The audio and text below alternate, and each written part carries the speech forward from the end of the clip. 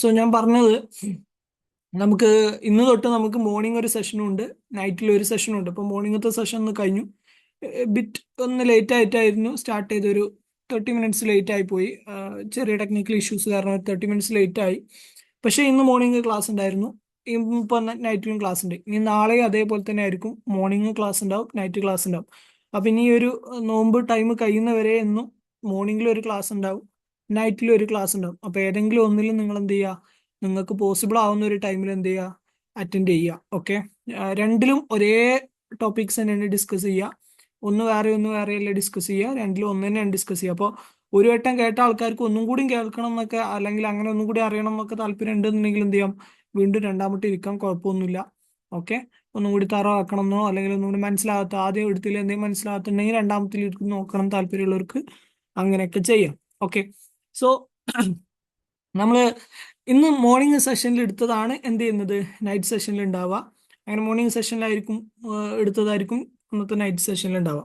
അപ്പോൾ നമ്മൾ കഴിഞ്ഞ ക്ലാസ്സിൽ എൻഡ് ചെയ്ത സമയത്ത് നമ്മൾ ഡിസ്കസ് ചെയ്ത് എൻഡ് ചെയ്ത് വെച്ചിട്ടുണ്ടായിരുന്നത്, ആ, ഇനി നമ്മൾ IFRS ബേസ് ചെയ്തുകൊണ്ട് ഓരോ പോർഷൻസിനെ കുറിച്ചും, അതായത് നമ്മൾ ഫിനാൻഷ്യൽ സ്റ്റേറ്റ്മെന്റിലുള്ള ഓരോ ഐറ്റത്തിനെ കുറിച്ചും സെപ്പറേറ്റ് സെപ്പറേറ്റ് ഡിസ്കസ് ചെയ്യും എന്ന് പറഞ്ഞിട്ടാണ് നമ്മൾ എന്ത് ചെയ്യുന്നത്, ക്ലാസ് എൻഡ് ചെയ്തിട്ടുള്ളത്. ഓരോ ഐറ്റത്തിനെ കുറിച്ചും സെപ്പറേറ്റ് ആയിട്ട് നമ്മൾ ഡിസ്കസ് ചെയ്യാൻ പോവുകയാണെന്ന് പറഞ്ഞിട്ടാണ് നമ്മൾ എന്ത് ചെയ്തത്, കഴിഞ്ഞ ക്ലാസ്സിൽ എൻഡ് ചെയ്തത്. ഓക്കെ, സോ അതിനിടയിൽ നമുക്കിനി ബേസിക്സിന്റെ കുറച്ചൊരു പോർഷൻ കംപ്ലീറ്റ് ചെയ്യാനും, അതുപോലെ ബേസിക്സ് നിങ്ങൾ കുറച്ച് ആൾക്കാരുടെ notes complete, I mean notes അല്ല, നിങ്ങളുടെ ക്വസ്റ്റ്യൻസ് തന്നതിന്റെ റിപ്ലൈ കിട്ടാത്തതുണ്ടാവും.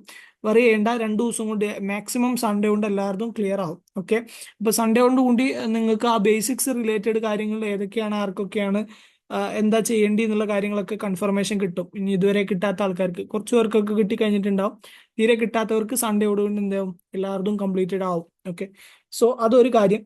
രണ്ടാമത്തെ കാര്യം, നമ്മൾ ഇന്ന് തൊട്ട് ഇനി സ്റ്റാർട്ട് ചെയ്യാൻ പോകുന്നു. ഇപ്പോൾ ബേസിക്സ്, ഇനിയിപ്പോൾ നിങ്ങൾക്ക് എന്തെങ്കിലും ബേസിക്സിൽ ഇഷ്യൂ ഉണ്ടെന്ന് തന്നെ ബേസിക്സിന്റെ ഒരു സെപ്പറേറ്റ് ക്ലാസ്സും കൂടി ഇനി വരും. ബേസിക്സിന്റെ ക്ലാസ്സുകൾ വേറെ ഉണ്ടാവും. അപ്പോൾ അത് ഈ 2 ടൈമും ആയിരിക്കില്ല, വേറെ ഏതെങ്കിലും ടൈം ആയിരിക്കും. അപ്പോൾ അത് ചിലപ്പോൾ ഒരു 1 അവർ ഒന്നും ആവില്ല, ചിലപ്പോൾ ഒരു 2 അവറോ 3 അവറോ ഒക്കെ സെഷൻ ആയിരിക്കും. ചിലപ്പോൾ ഓഫ് ഡേ ഏതെങ്കിലും ഒരു ദിവസമൊക്കെ വെച്ചിട്ടായിരിക്കും ബേസിക്സിന്റെ ആ സെഷൻ എടുക്കുക. അപ്പോൾ ബേസിക്സ് തീരെ വീക്ക് ആണെന്ന് സജസ്റ്റ് ചെയ്ത ആൾക്കാരൊക്കെ ആ ക്ലാസ്സിലും കൂടി എന്ത് ചെയ്യുക, അറ്റൻഡ് ചെയ്യുക. ഓക്കെ, സോ നമ്മൾ ഇന്ന് തൊട്ട് നമ്മളെ ഈ യൂഷ്വൽ ക്ലാസ്സിലുള്ള കാര്യങ്ങൾ തന്നെയാണ് നമ്മൾ ഡിസ്കസ് ചെയ്യുന്നത്. അതായത് ബേസിക്സ് അല്ല, ബേസിക്സ് നമ്മൾ ഓൾറെഡി പറഞ്ഞു. ജേർണൽ എൻട്രിന്റെ കേസും ലെഡ്ജറൊക്കെ നമ്മൾ കഴിഞ്ഞ ദിവസം പറഞ്ഞു. അതിന് ക്ലാസ് എൻഡ് ചെയ്ത് വെച്ചിട്ടുണ്ടാവുക. അവിടെ നിന്നൊട്ടുള്ള കാര്യങ്ങളാണ് നമ്മൾ എന്ത് ചെയ്യുന്നത്, ഇനി ഡിസ്കസ് ചെയ്യുന്നത്. അതായത് ഇനി നമ്മുടെ ഫിനാൻഷ്യൽ സ്റ്റേറ്റ്മെന്റിലുള്ള ഓരോ ഐറ്റത്തിനെ എടുത്തിട്ട് എന്ത് ചെയ്യണേ, സെപ്പറേറ്റ് സെപ്പറേറ്റ് പഠിക്കണം. ഒരു ഫിനാൻഷ്യൽ സ്റ്റേറ്റ്മെന്റിനകത്തുള്ള ഒരു ബാലൻസ് ഷീറ്റോ P&L പോലുള്ള ഒരു ഫിനാൻഷ്യൽ സ്റ്റേറ്റ്മെന്റിനകത്തുള്ള ഓരോ ഐറ്റത്തിനെയും നമ്മൾ എന്ത് ചെയ്യണം, സെപ്പറേറ്റ് ആയിട്ട് പഠിക്കണം. അതിൽ നമ്മൾ ആദ്യം പഠിക്കാൻ പോകുന്നത്, അല്ലെങ്കിൽ ഇന്ന് സ്റ്റാർട്ട് ചെയ്യുന്നത്, നമ്മൾ PP എന്ന് പറഞ്ഞ ഒരു ഐറ്റത്തെ കുറിച്ചാണ്. PP, okay, plant property equipment എന്ന് പറഞ്ഞ ഒരു ഐറ്റത്തെ കുറിച്ചാണ് നമ്മൾ എന്ത് ചെയ്യുന്നത്, ഇന്ന് സ്റ്റാർട്ട് ചെയ്യുന്നത്. PP അല്ലെങ്കിൽ പ്ലാന്റ് പ്രോപ്പർട്ടി എക്യുപ്മെന്റ് എന്ന് പറഞ്ഞു കഴിഞ്ഞാൽ, സോ PP അല്ലെങ്കിൽ പ്ലാന്റ് പ്രോപ്പർട്ടി എക്യുപ്മെന്റ് എന്ന് പറഞ്ഞു കഴിഞ്ഞാൽ ഏതൊരു സ്ഥാപനത്തെ സംബന്ധിച്ചിടത്തോളം വളരെ ഇമ്പോർട്ടന്റ് ആയിട്ടുള്ള ഒരാളാണ് എന്ത്, PP, പ്ലാന്റ് പ്രോപ്പർട്ടി എക്യുപ്മെന്റ്. ഇങ്ങനെ പറഞ്ഞു കഴിഞ്ഞാൽ ചിലപ്പോൾ നിങ്ങൾക്ക് അറിയണമെന്നില്ല പ്ലാന്റ് പ്രോപ്പർട്ടി എക്യുപ്മെന്റ് അല്ലെങ്കിൽ PP എന്താന്നുള്ളത്. ചിലപ്പോൾ കൺഫ്യൂഷൻ ഉണ്ടാവും. നിങ്ങൾ ഫിക്സ്ഡ് അസറ്റ് എന്ന് പറഞ്ഞു കഴിഞ്ഞാൽ നിങ്ങൾക്ക് അറിയുന്നുണ്ടാവും. ഫിക്സ്ഡ് അസറ്റ് എന്തായാലും കേട്ടിട്ടുണ്ടാവും. PP കേൾക്കാത്ത ആൾക്കാരും ഫിക്സ്ഡ് അസറ്റ് എന്തായാലും എന്ത് ചെയ്തിട്ടുണ്ടാവും, കേട്ടിട്ടുണ്ടാവും. അപ്പൊ ഫിക്സ്ഡ് അസറ്റ് തന്നെയാണ് PP. ഓക്കെ, ഫിക്സ്ഡ് അസറ്റ് പഴയ ഫിക്സ്ഡ് അസറ്റിന്റെ പുതിയ പേരാണെന്ത്, PP അല്ലെങ്കിൽ പ്ലാന്റ് പ്രോപ്പർട്ടി എക്യുപ്മെന്റ് എന്ന് പറഞ്ഞു കഴിഞ്ഞാൽ. അതായത് പുതിയ പേരെന്ന് പറയാൻ പറ്റില്ല, IFRS വിളിക്കുന്ന പേരാണെന്ത്, PP. ഓക്കെ, അപ്പൊ നമ്മൾ ഇന്ന് ഡിസ്കസ് ചെയ്യാൻ പോകുന്നത് ഫിക്സ്ഡ് അസറ്റുകളെ കുറിച്ചാണ്. ഞാൻ പറഞ്ഞു ഫിനാൻഷ്യൽ സ്റ്റേറ്റ്മെന്റിലെ ഓരോ ഐറ്റത്തിനെ നമ്മൾ എടുത്തെടുത്ത് എന്ത് ചെയ്യാൻ പോണേ, ഇനി പഠിക്കാൻ പോണേ. അത് അതിന്റെ IFRSന്റെ ടെക്നിക്കലി എന്തൊക്കെയാണ്, എങ്ങനെയൊക്കെയാണ് അതിന്റെ ട്രീറ്റ്മെന്റ് എന്ന ബേസും കൂടി വെച്ചിട്ടാണ് നമ്മൾ എന്ത് ചെയ്യുന്നത്, പഠിക്കുന്നത്. അവസാനം നമ്മൾ എന്ത് ചെയ്യും, ഇതെല്ലതും കൂടി കൂട്ടിച്ചേർത്തിട്ട് ക്രോഡീകരിച്ചിട്ട് FS ഉണ്ടാക്കുന്ന ഒരു രീതിയിലേക്ക് വരും. അപ്പൊ നമ്മൾ എന്തൊക്കെ തുടങ്ങി വെച്ചു, നമ്മളൊന്ന് ജസ്റ്റ് ബേസിക് തുടങ്ങി വെച്ചു. ഒരു ജേർണൽ എൻട്രി പാസ് ചെയ്യുന്ന ആ ഒരു സൈഡ് നമ്മൾ ഓപ്പൺ ചെയ്തു. ഇപ്പോൾ നമ്മൾ ഓപ്പൺ ചെയ്തിട്ടുള്ള എന്താ, ഇനി ഓരോ ഫിനാൻഷ്യൽ സ്റ്റേറ്റ്മെന്റിലെ ഓരോ ഐറ്റത്തെ കുറിച്ച് നമ്മൾ ഇങ്ങനെ പഠിച്ചുകൊണ്ടിരിക്കുകയാണ്. ഓക്കെ, ആൻഡ് ഇത് രണ്ടും കൂടി നമ്മൾ കഴിയുന്നതോടുകൂടി രണ്ടും കൂടി കമ്പൈൻ ചെയ്യും. കമ്പൈൻ ചെയ്തിട്ട് നമ്മൾ എന്താ ചെയ്യുക, ഒരു FS എങ്ങനെ പ്രിപ്പയർ ചെയ്യും, അല്ലെങ്കിൽ ഒരു TB കിട്ടിക്കഴിഞ്ഞാൽ അതിന് നമ്മൾ എങ്ങനെ ബാലൻസ് ഷീറ്റ് ഉണ്ടാക്കും, P&L ഉണ്ടാക്കും. ആ ഉണ്ടാക്കുന്ന സമയത്ത് അതിനകത്തുള്ള ഓരോ ഐറ്റത്തിന്റെയും ട്രീറ്റ്മെന്റുകൾ എന്തായിരിക്കും, അതാണ് നമ്മൾ എന്ത് ചെയ്യുക, ഇത് രണ്ടും കൂടി പഠിച്ചതിന് ശേഷം ക്രോഡീകരിച്ച് പഠിക്കുക. ഓക്കെ, അപ്പൊ അതിന് വേണ്ടിയിട്ടുള്ള സ്റ്റെപ്പാണ് നമ്മൾ തുടങ്ങിക്കൊണ്ടിരിക്കുന്നത്. ഓക്കെ, സോ ഫസ്റ്റ് ഞാൻ പറഞ്ഞു, ഇന്ന് നമ്മൾ സ്റ്റാർട്ട് ചെയ്യുന്നത് PPനെ കുറിച്ചുള്ള ഡിസ്കഷൻ ആണ്, അല്ലെങ്കിൽ ഫിക്സ്ഡ് അസറ്റിനെ കുറിച്ചുള്ള ഡിസ്കഷൻ ആണ്. ഫിക്സ്ഡ് അസറ്റ് എന്നായിരുന്നു കുറെ കാലം ഇതിന്റെ പേര്, ഫിക്സ്ഡ് അസറ്റ് എന്നായിരുന്നു വിളിച്ചിരുന്നത്. പക്ഷേ IFRS ഇതിന്റെ പേര് മാറ്റി, അല്ലെങ്കിൽ IFRS ഇതിന് ഫിക്സ്ഡ് അസറ്റ് എന്നല്ല വിളിക്കുന്നത്, പകരം PP എന്നാണ് വിളിക്കുന്നത്. PP എന്ന് പറഞ്ഞു കഴിഞ്ഞാൽ ആ പേര് തന്നെ ഉണ്ട്, plant property equipment, plant property equipment. അപ്പൊ നിങ്ങൾക്ക് അറിയാം PP എന്ന് പറഞ്ഞു കഴിഞ്ഞാൽ, അല്ലെങ്കിൽ ഫിക്സ്ഡ് അസറ്റ് എന്ന് പറഞ്ഞു കഴിഞ്ഞാൽ പൊതുവെ നമ്മൾ എന്തിനൊക്കെ ഉൾപ്പെടുത്തും, നമ്മൾ ലാൻഡിനെ ഉൾപ്പെടുത്തും അല്ലെ, ലാൻഡ് അതിൽ ഉൾപ്പെട്ടതാണ്. ബിൽഡിങ്ങിനെ ഉൾപ്പെടുത്തും, ലാൻഡ് അതിൽ ഉൾപ്പെട്ടതാണ്. ബിൽഡിംഗ് അതിൽ ഉൾപ്പെട്ടതാണ്. ഫാക്ടറി അതിൽ ഉൾപ്പെട്ടതാണ്. ഇതൊക്കെ PPന്റെ ഭാഗമാണ് അല്ലെ. ഫാക്ടറി അതിന്റെ ഭാഗമാണ്. വെഹിക്കിൾ അതിന്റെ ഭാഗമാണ് അല്ലെ. വെഹിക്കിള് PPന്റെ ഭാഗമാണ്. വേണമെങ്കിൽ നമുക്ക് ഫർണിച്ചറും കൂടി എന്ത് ചെയ്യാം, ഇതിനകത്ത് ഉൾപ്പെടുത്താം. ഫർണിച്ചറും PPന്റെ ഭാഗമാണ്. അപ്പൊ ഇതൊക്കെ എന്താണ്, PPE അല്ലെങ്കിൽ ഫിക്സ്ഡ് അസറ്റ് എന്ന് പറയുന്ന കാറ്റഗറിയിൽ പെടുന്നതാണ്. അപ്പൊ കമ്പനിയിൽ ഇതിൽ ഏതെങ്കിലും ഒരു ഐറ്റവുമായി ബന്ധപ്പെട്ട ട്രീറ്റ്മെന്റ് ഉണ്ടെന്നുണ്ടെങ്കിൽ നമ്മൾ എന്തിലാ കാണിക്കുക, ഫിക്സ്ഡ് അസറ്റിന്റെ ട്രീറ്റ്മെന്റിലാണ് വരിക. അപ്പോൾ ഒരു ഐറ്റം വാങ്ങിക്കഴിഞ്ഞാൽ, നമുക്ക് ആദ്യം ഒരു ഐറ്റം വാങ്ങിക്കഴിഞ്ഞാൽ അത് ഫിക്സ്ഡ് അസറ്റ് ആണോ അല്ലയോ എന്നുള്ളത് തിരിച്ചറിയണമല്ലോ, അല്ലെങ്കിൽ PPE ആണോ അല്ലയോ എന്നുള്ളത് തിരിച്ചറിയണമല്ലോ. അപ്പൊ അത് നമ്മൾ എങ്ങനെ തിരിച്ചറിയും? ഒരു ഐറ്റം കമ്പനി വാങ്ങി, ഒരു സാധനം കമ്പനി പർച്ചേസ് ചെയ്തു. ഒരു ഉദാഹരണത്തിന് കമ്പനി എന്ത് ചെയ്തു, ഒരു മെഷീൻ പർച്ചേസ് ചെയ്തു. ഓക്കെ, മെഷീൻ M1 എന്ന് പറയുന്ന ഒരു മെഷീൻ എന്ത് ചെയ്തു, കമ്പനി പർച്ചേസ് ചെയ്തു. ഇപ്പോൾ ഒരു മെഷീൻ വാങ്ങിക്കഴിഞ്ഞാൽ നമുക്ക് രണ്ട് രീതിയിൽ ഈ മെഷീനെ നമ്മുടെ ബുക്സിൽ കാണിക്കാം. ഒന്ന്, നമുക്ക് വേണമെങ്കിൽ എന്ത് ചെയ്യാം, ഇതിനെ ഫിക്സ്ഡ് അസറ്റ് ആയിട്ട് ട്രീറ്റ് ചെയ്യാം. 1 സെക്കൻഡ്. ഓക്കെ ഓക്കെ ഒന്നെങ്കിൽ നമുക്ക് എന്ത് ചെയ്യാം, ഇതിനെ ഫിക്സ്ഡ് അസറ്റ് ആയിട്ട് ട്രീറ്റ് ചെയ്യാം. അല്ലെങ്കിൽ നമുക്ക് എന്ത് ചെയ്യാം, ഈ മെഷീനെ എക്സ്പെൻസ് ആയിട്ട് കാണിക്കാം. ഓക്കെ, രണ്ട് മെത്തേഡുകളുണ്ട്. നമുക്കൊരു അസറ്റ് കിട്ടിക്കഴിഞ്ഞാൽ, ഒരു മെഷീൻ കിട്ടിക്കഴിഞ്ഞാൽ രണ്ട് രീതിയിൽ നമുക്ക് ട്രീറ്റ് ചെയ്യാം. ആ മെഷീനെ നമുക്ക് വേണമെങ്കിൽ നേരെ കൊണ്ടുപോയിട്ട് എന്ത് ചെയ്യാം, ഫിക്സ്ഡ് അസറ്റിന്റെ കൂടെ കൂട്ടാം. അല്ലെങ്കിൽ നമുക്ക് എന്ത് ചെയ്യാം, ഡയറക്റ്റ് എക്സ്പെൻസിലേക്ക് കാണിക്കാം. രണ്ട് മെത്തേഡിലും നമുക്ക് എന്ത് ചെയ്യാം. പക്ഷേ രണ്ട് മെത്തേഡിൽ ഏത് നമ്മൾ ചൂസ് ചെയ്യണം എന്ന് തീരുമാനിക്കുന്നത് ആണ് നമ്മൾ എന്ത് ചെയ്യാൻ പോകുന്നത്, ഇനി നോക്കുന്നത്. അതായത് ഒരു മെഷീൻ വാങ്ങുകയാണ്, അല്ലെങ്കിൽ ഒരു ലാൻഡ് വാങ്ങുകയാണ്, അല്ലെങ്കിൽ ഒരു ബിൽഡിംഗ് നമ്മൾ പർച്ചേസ് ചെയ്യാണ്, അല്ലെങ്കിൽ നമ്മൾ എന്ത് ചെയ്യണം, ഒരു ഫാക്ടറി പർച്ചേസ് ചെയ്യണം, അല്ലെങ്കിൽ ഒരു വെഹിക്കിൾ പർച്ചേസ് ചെയ്യണം. ഇതൊക്കെ ഫിക്സ്ഡ് അസറ്റുകളാണ് പൊതുവെ. അപ്പൊ നമ്മൾ ഫിക്സ്ഡ് അസറ്റ് ആക്കി മാറ്റണോ, അല്ല നമ്മൾ നോർമലി ഒരു എക്സ്പെൻസ് പോലെ റൈറ്റ് ഓഫ് ചെയ്ത് കളഞ്ഞാൽ മതിയോ എന്നുള്ളത് നമുക്ക് എന്ത് ചെയ്യണം, ആദ്യം തീരുമാനിക്കണം. അപ്പൊ അതിനുള്ള കാറ്റഗറൈസേഷൻ ചെയ്യണം എന്നുണ്ടെങ്കിൽ നമ്മൾ ഫിക്സ്ഡ് അസറ്റ് എങ്ങനെയാണ് കണ്ടുപിടിക്കുക എന്നുള്ളത് മനസ്സിലാക്കണം. ഫിക്സ്ഡ് അസറ്റ് എന്ന് പറഞ്ഞു കഴിഞ്ഞാൽ അതിന്റെ ഒന്നാമത്തെ ക്യാരക്ടറിസ്റ്റിക്സ്, അല്ലെങ്കിൽ ഒന്നാമത്തെ സ്വഭാവം എന്ന് പറഞ്ഞു കഴിഞ്ഞാൽ അതൊരു ലോങ് ടേം യൂസിന് വേണ്ടിയിട്ടുള്ളതായിരിക്കും. Okay, long term use. അതായത് ഫിക്സ്ഡ് അസറ്റ് നമ്മൾ വാങ്ങിക്കഴിഞ്ഞാൽ, അല്ലെങ്കിൽ PP വാങ്ങിക്കഴിഞ്ഞാൽ നമുക്ക് ഒരു ദിവസമോ 2 ദിവസമോ അല്ലെങ്കിൽ ഒരു മാസമോ ഒന്നും ഉപയോഗിക്കാനുള്ളതല്ല. നമുക്ക് ഒരു വർഷത്തേക്ക്, 2 വർഷത്തേക്ക്, 10 വർഷത്തേക്ക്, 15 വർഷത്തേക്കൊക്കെ യൂസ് ചെയ്യാനുള്ള ഐറ്റമാണ് നമ്മൾ എന്തായിട്ട് കാണുക, ഫിക്സ്ഡ് അസറ്റ് ആയിട്ട് കാണുക. അപ്പൊ ഏത് സാധനം വാങ്ങുമ്പോഴും ആദ്യം നമ്മൾ നോക്കേണ്ട എന്താ, ഇതിന്റെ യൂസ് ലോങ് ടേം ആണോ ഷോർട്ട് ടേം ആണോ നോക്കുക. നിങ്ങൾക്ക് മനസ്സിലാവും. ഇപ്പൊ ഒരു വെഹിക്കിൾ വാങ്ങിക്കഴിഞ്ഞാൽ, കാർ വാങ്ങിക്കഴിഞ്ഞാൽ നമുക്കറിയാം അത് ഡെഫിനറ്റ്ലി ലോങ് ടേം യൂസ് ആണ് അല്ലേ. കാർ നമ്മൾ 1 മാസത്തേക്കോ 2 മാസത്തേക്കൊക്കെ വേണ്ടി വാങ്ങുമില്ല, അത് റെന്റിന് എടുക്കായിരിക്കും. അല്ലാതെ നമ്മൾ ഓൺ ചെയ്യുകയാണെന്നുണ്ടെങ്കിൽ കാർ നമ്മൾ എന്ത് ഉദ്ദേശത്തിലാണ് വാങ്ങുന്നത്, വർഷങ്ങൾ കൊണ്ട് വാങ്ങണം, അല്ലെങ്കിൽ വർഷങ്ങൾ കൊണ്ട് ഉപയോഗിക്കണം എന്നുള്ള ഉദ്ദേശത്തിലാണ് അല്ലേ.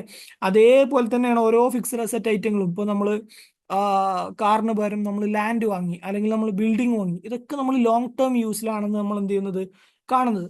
അല്ല എന്നുണ്ടെങ്കിൽ ഒരു ക്യാരക്ടറിസ്റ്റിക്സ് ഇതാണ്. രണ്ടാമത്തെ ക്യാരക്ടറിസ്റ്റിക്സ്, ഒരു ഫിക്സ്ഡ് അസറ്റ് നമ്മൾ ബിസിനസ്സിൽ എന്ത് ചെയ്യും, യൂസ് ചെയ്യും.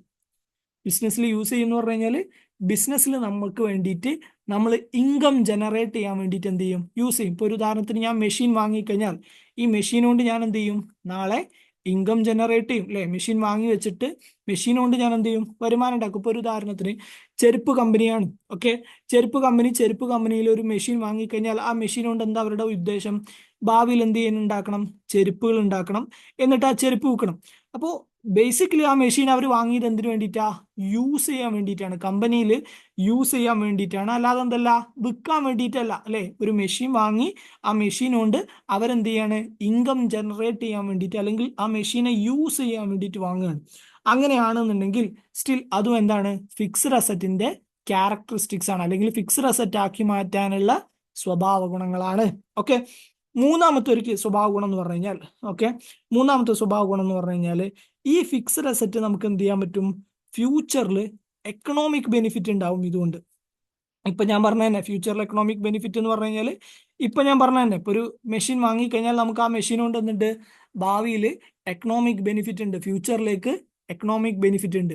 അപ്പൊ ഇതൊക്കെ ഒരു ഫിക്സ്ഡ് അസറ്റിന്റെ സ്വഭാവ ഗുണങ്ങളാണ്. ഓക്കെ, അപ്പൊ ഈ മൂന്ന് നാല് ഈ പറയപ്പെട്ട മൂന്ന്, ഇനി ഒന്ന് രണ്ട് സ്വഭാവങ്ങളും കൂടി ഉണ്ട്, അത് നമുക്ക് അങ്ങനെ ഡീപ്പായിട്ട് പഠിക്കണം എന്നില്ല, നിങ്ങൾക്ക് കണ്ടാൽ മനസ്സിലാവും. ബേസിക്കലി ഈ കാര്യങ്ങൾ നോക്കിയാൽ മതി. എന്ത്, ലോങ് ടേം യൂസിന് വേണ്ടിയിട്ടുള്ളതാണോ, കമ്പനിയിൽ യൂസേജിന് വേണ്ടിയിട്ട് വാങ്ങിയതാണോ, അങ്ങനെയാണ് നമ്മൾ എന്ത് ചെയ്യണം, ഫിക്സ്ഡ് അസറ്റിന്റെ കാറ്റഗറിയിലേക്ക് അതിനെ ഉൾപ്പെടുത്തണം, അല്ലെങ്കിൽ PPന്റെ കാറ്റഗറിയിലേക്ക് ഉൾപ്പെടുത്തണം.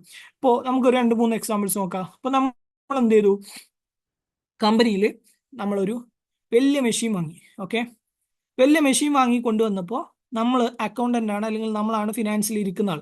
നമ്മളെ മുന്നിൽ രണ്ട് ചോദ്യങ്ങളുണ്ട്. എന്തൊക്കെയാ, ഇത് ഫിക്സ്ഡ് അസറ്റ് ആക്കി മാറ്റണോ, അല്ല ഇതിനെ ജസ്റ്റ് ഒരു എക്സ്പെൻസ് ആക്കിയിട്ട് മെഷീൻ എക്സ്പെൻസ് എന്ന് പറഞ്ഞിട്ട് നേരെ P&Lലേക്ക്, പ്രോഫിറ്റ് ആൻഡ് ലോസ് അക്കൗണ്ടിലേക്ക് കാണിക്കണം. അപ്പൊ നമ്മൾ നോക്കണം, ഈ മെഷീനെ നമ്മൾ ചെക്ക് ചെയ്ത് നോക്കണം. എന്തൊക്കെ നോക്കണം, മെഷീൻ ലോങ് ടേം യൂസിനുള്ളതാണോ, ആണ്. മെഷീൻ ജസ്റ്റ് വാങ്ങി വിൽക്കാൻ വേണ്ടിയിട്ട് വാങ്ങിയതാണോ, അതോ ഈ മെഷീൻ നമ്മൾ യൂസ് ചെയ്യുന്നുണ്ടോ, യൂസ് ചെയ്യുന്നുണ്ട്. വാങ്ങി വിൽക്കുകയല്ലേ നമ്മുടെ പർപ്പസ്, മെഷീൻ എന്ത് ചെയ്യുന്നുണ്ട്, നമ്മൾ യൂസ് ചെയ്യുന്നുണ്ട്. അതുപോലെ ഈ മെഷീൻ ഉപയോഗിച്ചിട്ട് നമുക്ക് ഇതുകൊണ്ട് ഇൻകം ജനറേറ്റ് ചെയ്യാനുള്ള പർപ്പസ് ഉണ്ടോ, ഉണ്ട്. അങ്ങനെയാണെന്നുണ്ടെങ്കിൽ ഈ മെഷീനെ നമ്മൾ എന്ത് ചെയ്യണം, ഫിക്സ്ഡ് അസറ്റ് ആക്കി മാറ്റണം. എന്നാൽ അതേ സ്ഥാനത്ത് ഇതേ കമ്പനി എന്ത് ചെയ്തിട്ടുണ്ട്, കുറെ ടൂൾസ് വാങ്ങിയിട്ടുണ്ട്, ചെറിയ ചെറിയ ടൂൾസ്. ഓക്കെ, ചെറിയ ചെറിയ ടൂൾസ്, ഈ മെഷീനല്ലാത്ത വേറെ ചെറിയ ടൂൾസ്. ഓക്കെ, ടൂൾസ് വാങ്ങിയിട്ടുണ്ട്. അപ്പൊ അഗെയിൻ അക്കൗണ്ടന്റിന് ഡൗട്ടായി, എന്ത്, ഈ ടൂൾസിനെ ഫിക്സ്ഡ് അസറ്റ് ആക്കിയിട്ട് കാണിക്കണോ, അതോ ടൂൾസ് വെറും എക്സ്പെൻസ് ആയിട്ട് പ്രോഫിറ്റ് ആൻഡ് ലോസ് അക്കൗണ്ടിലേക്ക് എക്സ്പെൻസ് എന്ന് പറഞ്ഞിട്ട് കാണിക്കണം. അപ്പൊ നമ്മൾ നോക്കിയപ്പോൾ ഈ ടൂൾസിനൊന്നും എന്തില്ല, ലോങ് ടേം യൂസ് ഇല്ല. നമ്മൾ ഒരു 1 മന്തിന്റെ യൂസേജിന് വേണ്ടി മാത്രം വാങ്ങിയ ടൂൾസ് ആണ്. ഓക്കെ, ഒരു മാസത്തെ യൂസേജ് ഉള്ളൂ. ഈ ടൂൾസ് യൂസ് ചെയ്തിട്ട് നമ്മൾ എന്ത് ചെയ്യുന്നില്ല, ഇൻകം ജനറേറ്റ് ചെയ്യാൻ വേണ്ടിയിട്ടൊന്നും യൂസ് ചെയ്യുന്നില്ല. നമ്മളെ ബിസിനസ്സിലേക്ക് വേറെ പല ആവശ്യങ്ങൾക്കും വേണ്ടിയിട്ടാണ് നമ്മൾ എന്ത് ചെയ്തത്, ടൂൾസ് പർച്ചേസ് ചെയ്തത്. അതായത് ഇതുകൊണ്ട് എന്തില്ല, ഒരു ഫ്യൂച്ചർ എക്കണോമിക് ബെനിഫിറ്റ് ഒന്നും ഇല്ല. അങ്ങനെയാണെന്നുണ്ടെങ്കിൽ ഈ ടൂൾസിനെ നമുക്ക് എന്ത് കാണിച്ചാൽ മതി, പ്രോഫിറ്റ് ആൻഡ് ലോസ് അക്കൗണ്ടിലേക്ക് എക്സ്പെൻസ് ആയിട്ട് കാണിച്ചാൽ മതി. അല്ലാതെ എന്ത് ചെയ്യണ്ട, ഒരു ഫിക്സ്ഡ് അസറ്റ് പോലെ കാണിക്കണ്ട. അപ്പൊ ഏതൊരു ഐറ്റം കിട്ടിക്കഴിഞ്ഞാലും PP ആയിട്ട് ട്രീറ്റ് ചെയ്യണമെന്നുണ്ടെങ്കിൽ ആദ്യം നമ്മൾ ഈ പറഞ്ഞ ചോദ്യം നമ്മളോട് ചോദിക്കണം. ഓക്കെ, ഇതൊരു ജഡ്ജ്മെന്റ് ആണ്, അക്കൗണ്ട്സിൽ ഇരിക്കുന്ന ഒരാളുടെ ജഡ്ജ്മെന്റ് ആണ്. അയാൾ എന്ത് ചെയ്യണം, ചോദിക്കണം, എന്ത്, ഈ അസറ്റ് കൊണ്ട്, അല്ലെങ്കിൽ ഈ ഐറ്റം കൊണ്ട് കമ്പനി എന്താണ് ഉദ്ദേശിക്കുന്നത്, ഇതുകൊണ്ട് ലോങ് ടേം യൂസേജ് ആണോ, ഷോർട്ട് ടേം യൂസേജ് ആണോ, ഇതുകൊണ്ട് കമ്പനി ഒരു പുതിയ പ്രൊഡക്റ്റ് ക്രിയേറ്റ് ചെയ്യുക അല്ലെങ്കിൽ ഉണ്ടാക്കാൻ വേണ്ടിയിട്ടാണോ, അല്ലെങ്കിൽ ഈ കമ്പനീന്റെ അഡ്മിനിസ്ട്രേഷൻ പർപ്പസിന് വേണ്ടിയിട്ടാണോ. ഇപ്പോൾ ഒരു ഉദാഹരണത്തിന് ബിൽഡിംഗ് വാങ്ങി. ഓക്കെ, നമ്മൾ എന്ത് ചെയ്തു, ബിൽഡിംഗ് വാങ്ങി, ഒരു ബിൽഡിംഗ് പർച്ചേസ് ചെയ്തു. ഈ ബിൽഡിങ്ങിലാണ് നമ്മുടെ കോർപ്പറേറ്റ് ഓഫീസ് നിൽക്കുന്നത്.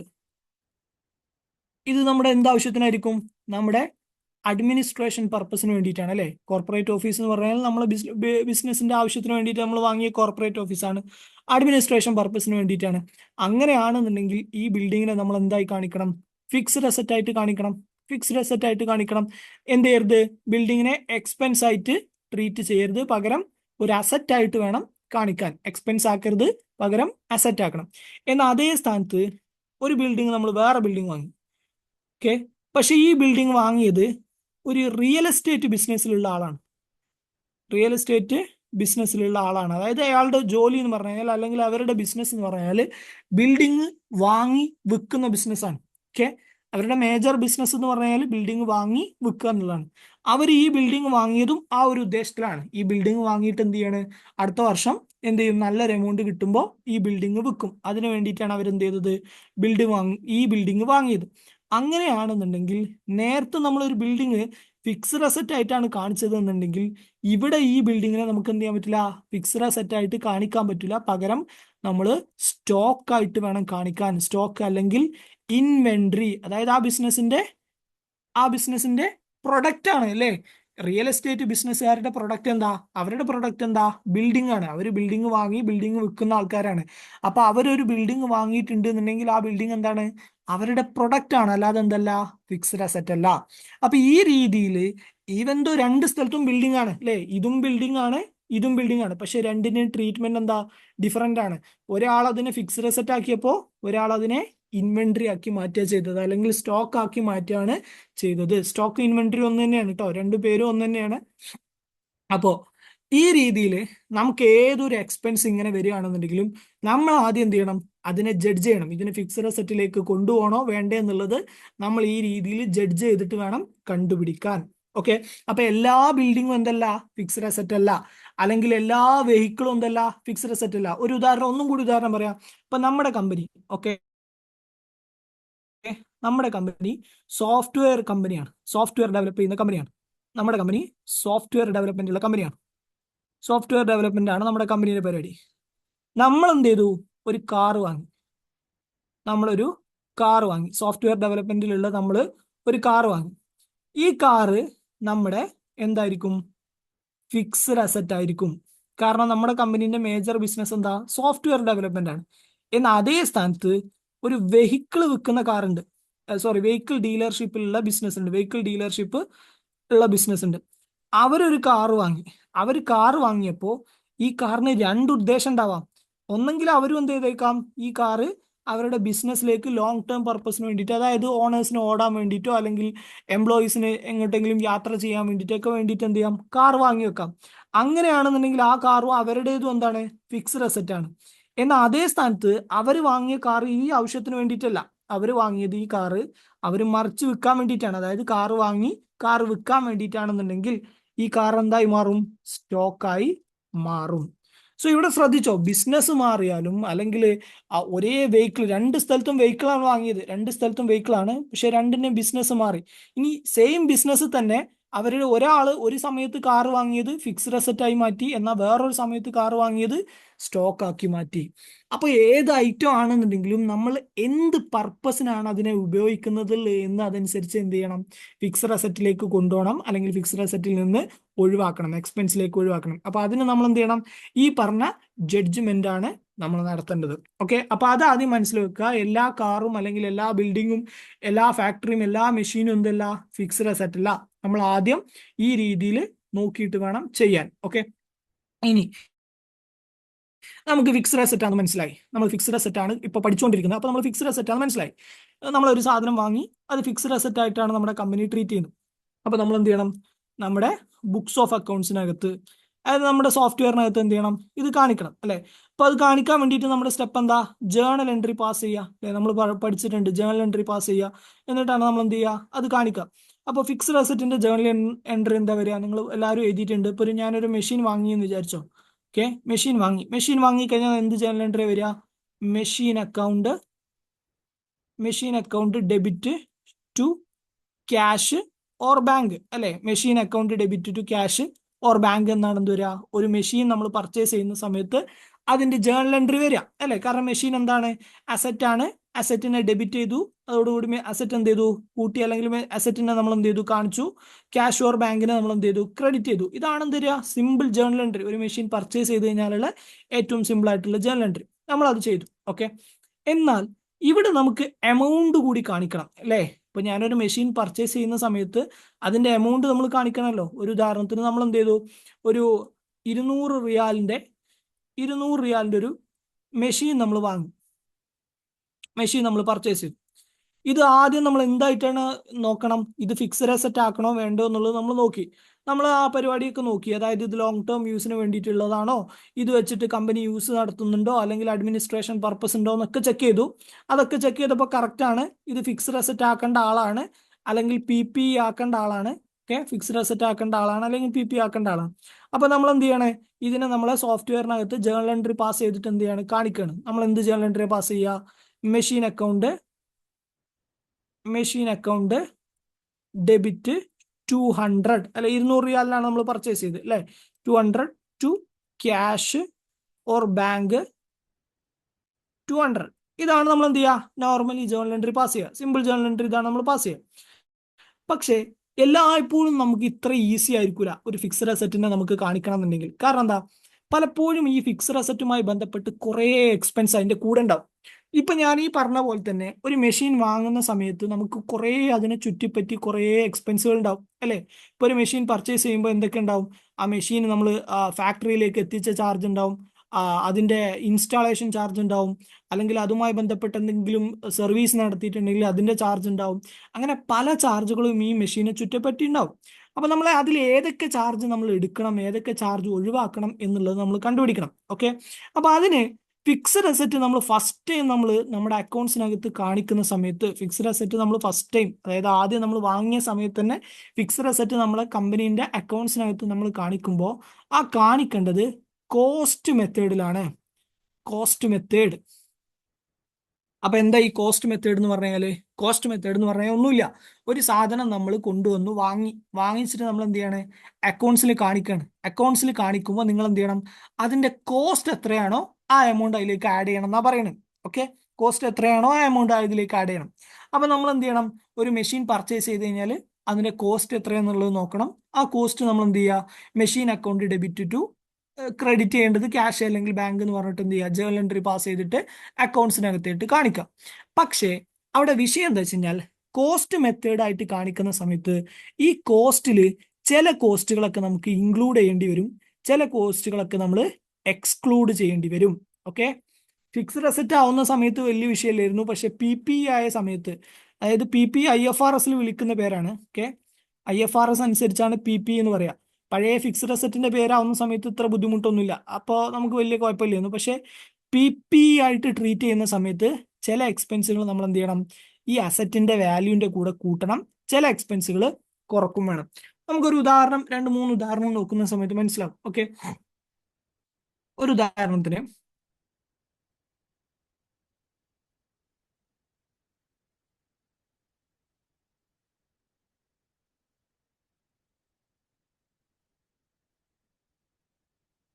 ഞാൻ എന്ത് ചെയ്തു? ഒരു അസറ്റ് പർച്ചേസ് ചെയ്തു. ഓക്കെ, ഒരു അസറ്റ് പർച്ചേസ് ചെയ്തു. മെഷീനാണ് ഞാൻ പർച്ചേസ് ചെയ്യുന്നത്. ഓക്കെ, മെഷീനാണ് പർച്ചേസ് ചെയ്തത്. ഓക്കെ, മെഷീൻ പർച്ചേസ് ചെയ്ത സമയത്ത് എനിക്ക് കുറച്ച് ചാർജ് വന്നു. ഒന്നാമത്തെ ചാർജ് ഈ മെഷീന്റെ പർച്ചേസ് പ്രൈസ് തന്നെ, നമ്മൾ വാങ്ങിയ സമയത്തുള്ള പ്രൈസ് ഉണ്ടാവുമല്ലോ, പർച്ചേസ് പ്രൈസ്. മെഷീന്റെ പർച്ചേസ് പ്രൈസ് ഏകദേശം 5 ലാക്ക് ഉണ്ട്. മെഷീൻ വാങ്ങിയ സമയത്തുള്ള പർച്ചേസ് പ്രൈസ് 5 ലാക്ക് ഉണ്ട്. മെഷീൻ വാങ്ങിയ സമയത്ത് പർച്ചേസ് പ്രൈസ് 5 ലാക്ക് ഉണ്ട്. പിന്നെ ഈ മെഷീൻ ഞാൻ പുറത്തുള്ള ഒരു രാജ്യത്ത് നിന്ന് എന്ത് ചെയ്യാണ്? ഇമ്പോർട്ട് ചെയ്ത് കൊണ്ടുവരാണ്. ഞാൻ ചൈനയിൽ നിന്ന് എന്ത് ചെയ്യാണ്? ഇമ്പോർട്ട് ചെയ്ത് കൊണ്ടുവരാണ്. അപ്പോൾ ഇമ്പോർട്ട് ചെയ്യുന്ന സമയത്ത് നമ്മൾ കസ്റ്റംസിൽ എന്ത് കൊടുക്കേണ്ടി വരും? ഇമ്പോർട്ട് ഡ്യൂട്ടി കൊടുക്കേണ്ടി വരും, അല്ലെങ്കിൽ കസ്റ്റംസ് ഡ്യൂട്ടി കൊടുക്കേണ്ടി വരും. നമ്മൾ പുറത്ത് ഏതെങ്കിലും ഒരു രാജ്യത്ത് നിന്ന് ഒരു പ്രൊഡക്റ്റ് ഇമ്പോർട്ട് ചെയ്ത് കൊണ്ടുവരുന്ന സമയത്ത് കസ്റ്റംസിൽ ഒരു ടാക്സ് കൊടുക്കണം. നമ്മൾ ഇമ്പോർട്ട് ഡ്യൂട്ടി എന്ന് പറയും. നമ്മൾ ഇനി അതിനെക്കുറിച്ച് വാറ്റിൽ ഡീപ്പായിട്ട് പഠിക്കും. ഇമ്പോർട്ട് ഡ്യൂട്ടിയുമായി ബന്ധപ്പെട്ട കാര്യങ്ങളൊക്കെ വാറ്റിൽ പറയും. ഓക്കെ, അപ്പോൾ ഇമ്പോർട്ട് ഡ്യൂട്ടി നിങ്ങൾ എന്ത് ചെയ്യണം? കൊടുക്കണം. അങ്ങനെ ഇമ്പോർട്ട് ഡ്യൂട്ടി കൊടുത്തു. നമ്മൾ ഏകദേശം ഒരു 40,000 ഇമ്പോർട്ട് ഡ്യൂട്ടിയും കൊടുത്തു. 40,000 ഇമ്പോർട്ട് ഡ്യൂട്ടി കൊടുത്തു. അത് മാത്രമല്ല, നമ്മൾ ഈ പ്രൊഡക്റ്റ് ഇപ്പം എന്ത് ചെയ്തു? വാങ്ങി കൊടുത്തിട്ടുള്ളൂ. നമ്മൾ അല്ലെങ്കിൽ എയർപോർട്ടിൽ നിന്ന് ഈ പ്രൊഡക്റ്റ് നമ്മുടെ കമ്പനീൻ്റെ അകത്തേക്ക് കൊണ്ടുവരാൻ വേണ്ടിയിട്ട്, അല്ലെങ്കിൽ നമ്മുടെ ഫാക്ടറിയിലേക്ക് കൊണ്ടുവരാൻ വേണ്ടിയിട്ട് നമുക്കൊരു ചിലവായിട്ടുണ്ട്. അതിനെ നമുക്ക് ഫ്രൈറ്റ് ചാർജ് എന്ന് പറയാം. ഓക്കെ, ഫ്രൈറ്റ് ചാർജ് ഒന്നുമില്ല, നമ്മൾ അവിടുന്ന് ഇങ്ങോട്ട് എത്തിക്കാനുള്ള വന്ന ചിലവ്, അത് ഏകദേശം ഒരു 10,000 ഉണ്ട്. ഓക്കെ, അതൊരു 10,000 ഉണ്ട്. ഇനി മെഷീൻ ഫാക്ടറിയിലെത്തി നമ്മൾ എന്ത് ചെയ്യണം?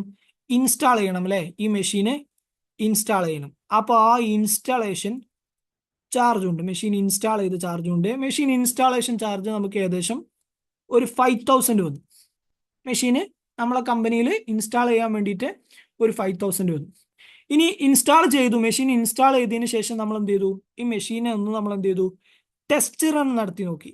ടെസ്റ്റ് റൺ എന്ന് പറഞ്ഞു കഴിഞ്ഞാൽ മെഷീനെ നമ്മൾ എന്ത് ചെയ്യുക? ഒന്ന് വർക്ക് ചെയ്ത് നോക്കി, മെഷീൻ ഓക്കെ ആണോ, റെഡി ആണോ എന്നൊക്കെ അറിയാൻ വേണ്ടിയിട്ട് നമ്മൾ എന്ത് ചെയ്തു? ടെസ്റ്റ് റൺ നടത്തി, അല്ലെങ്കിൽ ട്രയൽ റൺ നമ്മൾ പറയും അല്ലെ. എന്ത് ചെയ്തു? ഓടിച്ചു നോക്കി. മെഷീൻ ഓക്കെ അല്ലെങ്കിൽ നമ്മൾ എന്ത് ചെയ്യണം? തിരിച്ചയക്കണമല്ലോ. അപ്പൊ അതിന് വേണ്ടിയിട്ട് നമ്മൾ എന്ത് ചെയ്തു? ഒന്ന് ടെസ്റ്റ് റൺ നടത്തി. അപ്പൊ ആ ടെസ്റ്റ് റൺ നടത്തിയ സമയത്ത് നമുക്ക് ഏകദേശം ഒരു 8,000 ടെസ്റ്റ് റൺ നടത്താൻ വേണ്ടിയിട്ട് ചെലവ് വന്നു.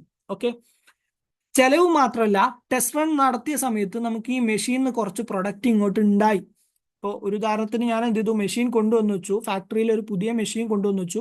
എന്നിട്ട് ഞാൻ വെറുതെ അതെന്ത് ചെയ്യണേ? ടെസ്റ്റ് നടത്തി നോക്കുകയാണ്. ടെസ്റ്റ് നടത്തിയപ്പോൾ ഈ മെഷീൻ എന്തായി? കുറച്ച് പ്രൊഡക്റ്റ് ഒക്കെ ഉണ്ടായി. ഈ ഉണ്ടായ പ്രൊഡക്റ്റ് ഞാൻ എന്ത് ചെയ്തു? വിറ്റു. കാരണം അത് ഞാൻ മേജർ ആവശ്യത്തിന് വേണ്ടി ഉണ്ടാക്കിയല്ല, ടെസ്റ്റ് നടത്തി നോക്കിയാണ്. ഇപ്പോൾ ഒരു ഉദാഹരണത്തിന് നമ്മുടെ മെഷീൻ ചപ്പൽ ഉണ്ടാക്കുന്ന മെഷീനാണ്. ഓക്കെ, ചെരുപ്പ് ഉണ്ടാക്കുന്ന മെഷീനാണ് നമ്മൾ വാങ്ങിയത്, ചപ്പൽ മെഷീനാണ് നമ്മൾ വാങ്ങിയത്. നമ്മൾ ഫാക്ടറിയിൽ കൊണ്ടുവന്ന് വെച്ചതിന് ശേഷം നമ്മൾ എന്ത് ചെയ്തു, ഒന്ന് വർക്ക് ചെയ്യിപ്പിച്ച് നോക്കി, ഒന്ന് ടെസ്റ്റ് അടിച്ച് നോക്കി. ടെസ്റ്റ് അടിച്ചപ്പോൾ ഒരു 2-3 ചെരുപ്പൊക്കെ ഉണ്ടായി. ഓക്കെ, അപ്പോൾ ഓക്കെയാണ്, മെഷീൻ പെർഫെക്റ്റ്ലി വർക്കിംഗ് ആണ്. അപ്പോൾ 2 ചെരുപ്പ് ഉണ്ടായിട്ടുണ്ട്.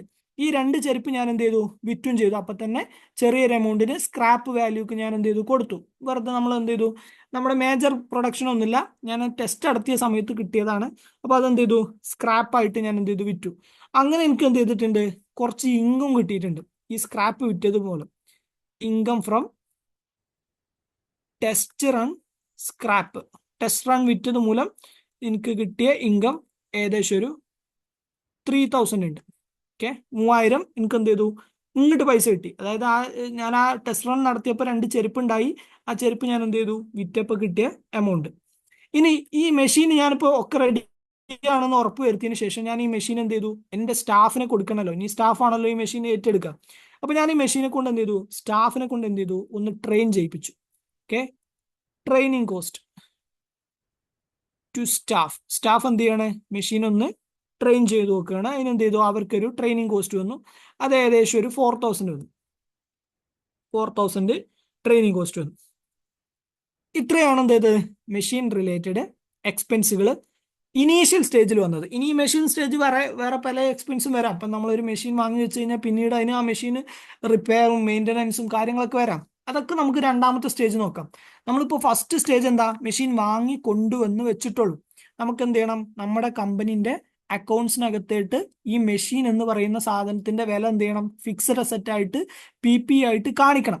അതിന് നമുക്ക് എമൗണ്ട് കിട്ടണം അല്ലേ. PPE എന്ന് പറഞ്ഞ് മാത്രം അടിച്ചാൽ പറ്റില്ലല്ലോ, PPEയിൽ എന്ത് വേണം, ആ എമൗണ്ട് കിട്ടണം. അപ്പൊ എമൗണ്ട് കിട്ടാൻ വേണ്ടിയിട്ട് ഞാൻ പറഞ്ഞു കോസ്റ്റ് ആണ് നിങ്ങൾ എടുക്കേണ്ടത്. മേലെ പറഞ്ഞില്ലേ, കോസ്റ്റ് ആണ് എടുക്കേണ്ടത്. പക്ഷേ അതിന്റെ കൂടെ തന്നെ ഞാൻ എന്ത് പറഞ്ഞു, ആ കോസ്റ്റിലേക്ക് ചില എമൗണ്ടുകൾ നിങ്ങൾ ആഡ് ചെയ്യേണ്ടി വരും, ചില എമൗണ്ടുകൾ നിങ്ങൾ എന്ത് ചെയ്യേണ്ടി വരും, ഒഴിവാക്കേണ്ടി വരും. അതാണ് നമ്മൾ എന്ത് ചെയ്യേണ്ടത്, ഇവിടുന്ന് മേജർലി പഠിക്കേണ്ടത്. അപ്പൊ നമ്മൾ ഓരോ എക്സ്പെൻസുകളും ജസ്റ്റ് ഒന്ന് ഇങ്ങനെ നോക്കാം, ഏതൊക്കെ എമൗണ്ട് ആഡ് ചെയ്യണം, ഏതൊക്കെ എമൗണ്ട് ആഡ് ചെയ്യേണ്ട. ഓഫ് കോഴ്സ് ആദ്യം പറഞ്ഞ എക്സ്പെൻസ് എന്താ, പർച്ചേസ് പ്രൈസ് ആണ്. ഇപ്പൊ ഞാനൊരു മെഷീൻ വാങ്ങിയ സമയത്ത് വന്ന പർച്ചേസ് പ്രൈസ് എത്ര ഉണ്ട്, 5 ലക്ഷം ഉണ്ട് അല്ലേ. ഇതെന്ത് ചെയ്യേണ്ടി വരും, ഇത് നമ്മൾ ഇൻക്ലൂഡ് ചെയ്യേണ്ടി വരും. എന്തിന്റെ കൂടെ, മെഷീന്റെ എമൗണ്ടിന്റെ കൂടെ. മനസ്സിലാവുണ്ടോ, ലോജിക്ക് മനസ്സിലാവുണ്ടോ. ഞാൻ മെഷീൻ വാങ്ങി കൊണ്ടുവന്ന് കമ്പനിയിൽ വെച്ചു. ഇപ്പൊ ഞാൻ എന്ത് ചെയ്യണേ, ഈ മെഷീന്റെ എമൗണ്ട് എൻ്റെ അക്കൗണ്ടിങ് സോഫ്റ്റ്വെയറിനകത്ത് ഞാൻ അക്കൗണ്ട്സിൽ ഞാൻ കാണിക്കുകയാണ്. എന്ത്, machine account debit to cash or bank എന്ന് പറഞ്ഞിട്ട് കാണിക്കുകയാണ്. അങ്ങനെ മെഷീൻ അക്കൗണ്ട് എന്ന് പറഞ്ഞ് നമ്മൾ കാണിക്കുമ്പോൾ ബേസിക്കലി നമ്മൾ എന്താ ചെയ്യുന്നത്, നമ്മളൊരു ഫിക്സ്ഡ് അസറ്റിനെ നമ്മളെ കമ്പനീൻ്റെ അക്കൗണ്ട്സിൽ കാണിക്കുകയാണ്.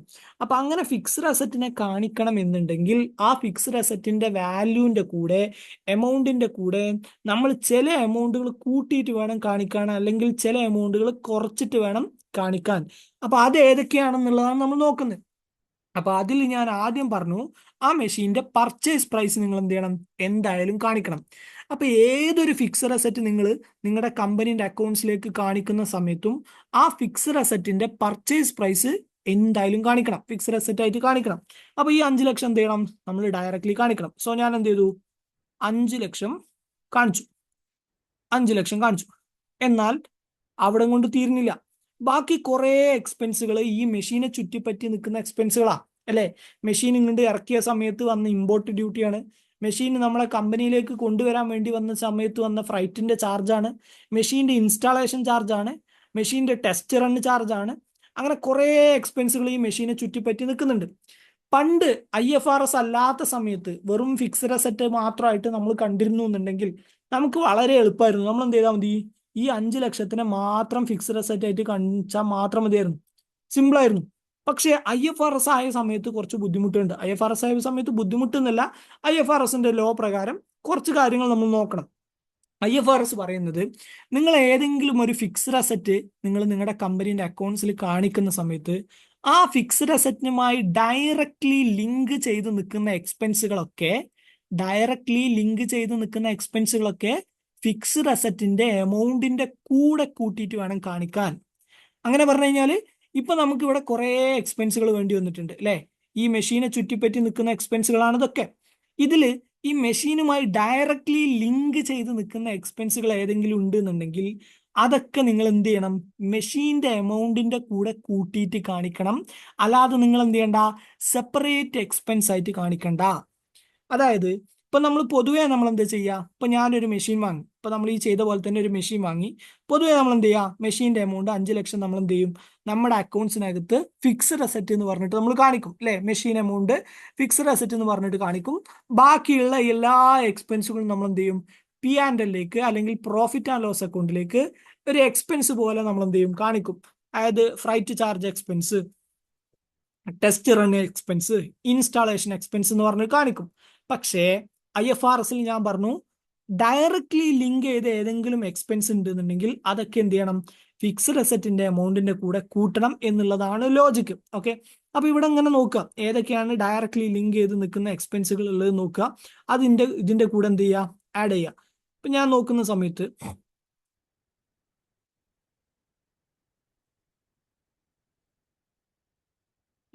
സമയത്ത് ഇമ്പോർട്ട് ഡ്യൂട്ടി ഇവിടെ എടുക്കുന്നുണ്ട്. ഓക്കെ, ഇമ്പോർട്ട് ഡ്യൂട്ടി ഏകദേശം ഒരു 40,000 ഉണ്ട്. ഇമ്പോർട്ട് ഡ്യൂട്ടി 40,000 ഇമ്പോർട്ട് ഡ്യൂട്ടി ഉണ്ട്. ഇമ്പോർട്ട് ഡ്യൂട്ടി ഞാൻ പറഞ്ഞു, നമ്മളൊരു പ്രൊഡക്റ്റ് നമ്മൾ നമ്മുടെ നാട്ടിലേക്ക് കൊണ്ടുവരുന്ന സമയത്ത് കസ്റ്റംസിൽ കൊടുക്കുന്ന ഡ്യൂട്ടിയാണ്. ഓക്കെ, ടാക്സ് ആണിത് ആക്ച്വലി അല്ലെ. ഇമ്പോർട്ട് ഡ്യൂട്ടി എന്ന് പറഞ്ഞു കഴിഞ്ഞാൽ ഒരു ടാക്സ് ആണ്, ഒരു പ്രൊഡക്റ്റ് കൊണ്ടുവന്ന സമയത്ത് വന്ന ടാക്സ് ആണ്. അപ്പോൾ ടാക്സ് റിലേറ്റഡ് കാര്യം എന്താ പറയുന്നതെന്ന് വെച്ച് കഴിഞ്ഞാൽ, അല്ലെങ്കിൽ ടാക്സ് റിലേറ്റഡ് റൂൾ എന്താന്ന് പറഞ്ഞു കഴിഞ്ഞാൽ, ഏതെങ്കിലും ഒരു ടാക്സ് നിങ്ങളൊരു മെഷീൻ വാങ്ങിയ സമയത്ത് അല്ലെങ്കിൽ ഒരു ഫിക്സഡ് അസറ്റ് വാങ്ങുന്ന സമയത്ത് നിങ്ങൾക്ക് ഏതെങ്കിലും ഒരു ടാക്സ് വരികയും ആ ടാക്സ് നോൺ റീഫണ്ടബിൾ ആണെന്നുണ്ടെങ്കിൽ നിങ്ങൾ എന്ത് ചെയ്യണം, ആ ടാക്സിനെ നിങ്ങളുടെ അസറ്റിന്റെ വാല്യൂവിന്റെ കൂടെ ആഡ് ചെയ്യണം.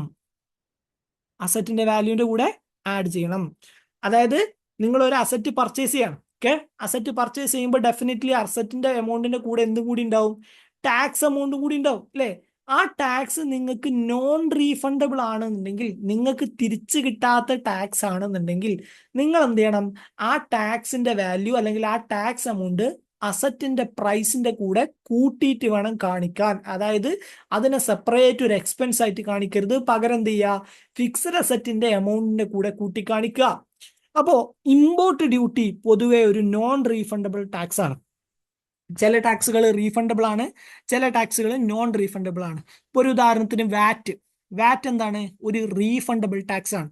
വാറ്റിന്റെ ട്രീറ്റ്മെന്റിൽ നിങ്ങൾക്ക് ചെറിയൊരു ഐഡിയ ഉള്ളവർക്ക് അറിയുന്നുണ്ടാവും, വാറ്റിൽ എന്തുണ്ട്, നമ്മൾ ഓൾറെഡി അടച്ച വാറ്റൊക്കെ നമുക്ക് എന്ത് ചെയ്യാൻ പറ്റും, ക്ലെയിം ചെയ്യാൻ പറ്റും. അതിന് നമ്മൾ ഇൻപുട്ട് ടാക്സ് എന്ന് പറയും, അല്ലെങ്കിൽ ഇൻപുട്ട് വാറ്റ് എന്ന് പറയും, ഇൻപുട്ട് ഔട്ട്പുട്ട് എന്നൊക്കെ പറയും. ഐഡിയ ഇല്ലാത്തവർക്ക് കുഴപ്പമില്ല, നമ്മൾ വാറ്റിന്റെ സെഷനിൽ പഠിക്കും. അതായത് ഇപ്പൊ ഇത്ര മനസ്സിലാക്കിയാൽ മതി, എന്ത് വാറ്റ് നമുക്ക് എന്ത് ചെയ്യാൻ പറ്റും, റീഫണ്ട് ആയിട്ട് ക്ലെയിം ചെയ്യാൻ പറ്റുന്ന ഒരു ടാക്സ് ആണ്. ഓക്കെ, അതുപോലെ ചില ടാക്സുകളൊക്കെ നമുക്ക് എന്ത് ചെയ്യാൻ പറ്റും, റീഫണ്ട് ആയിട്ട് ക്ലെയിം ചെയ്യാൻ പറ്റും.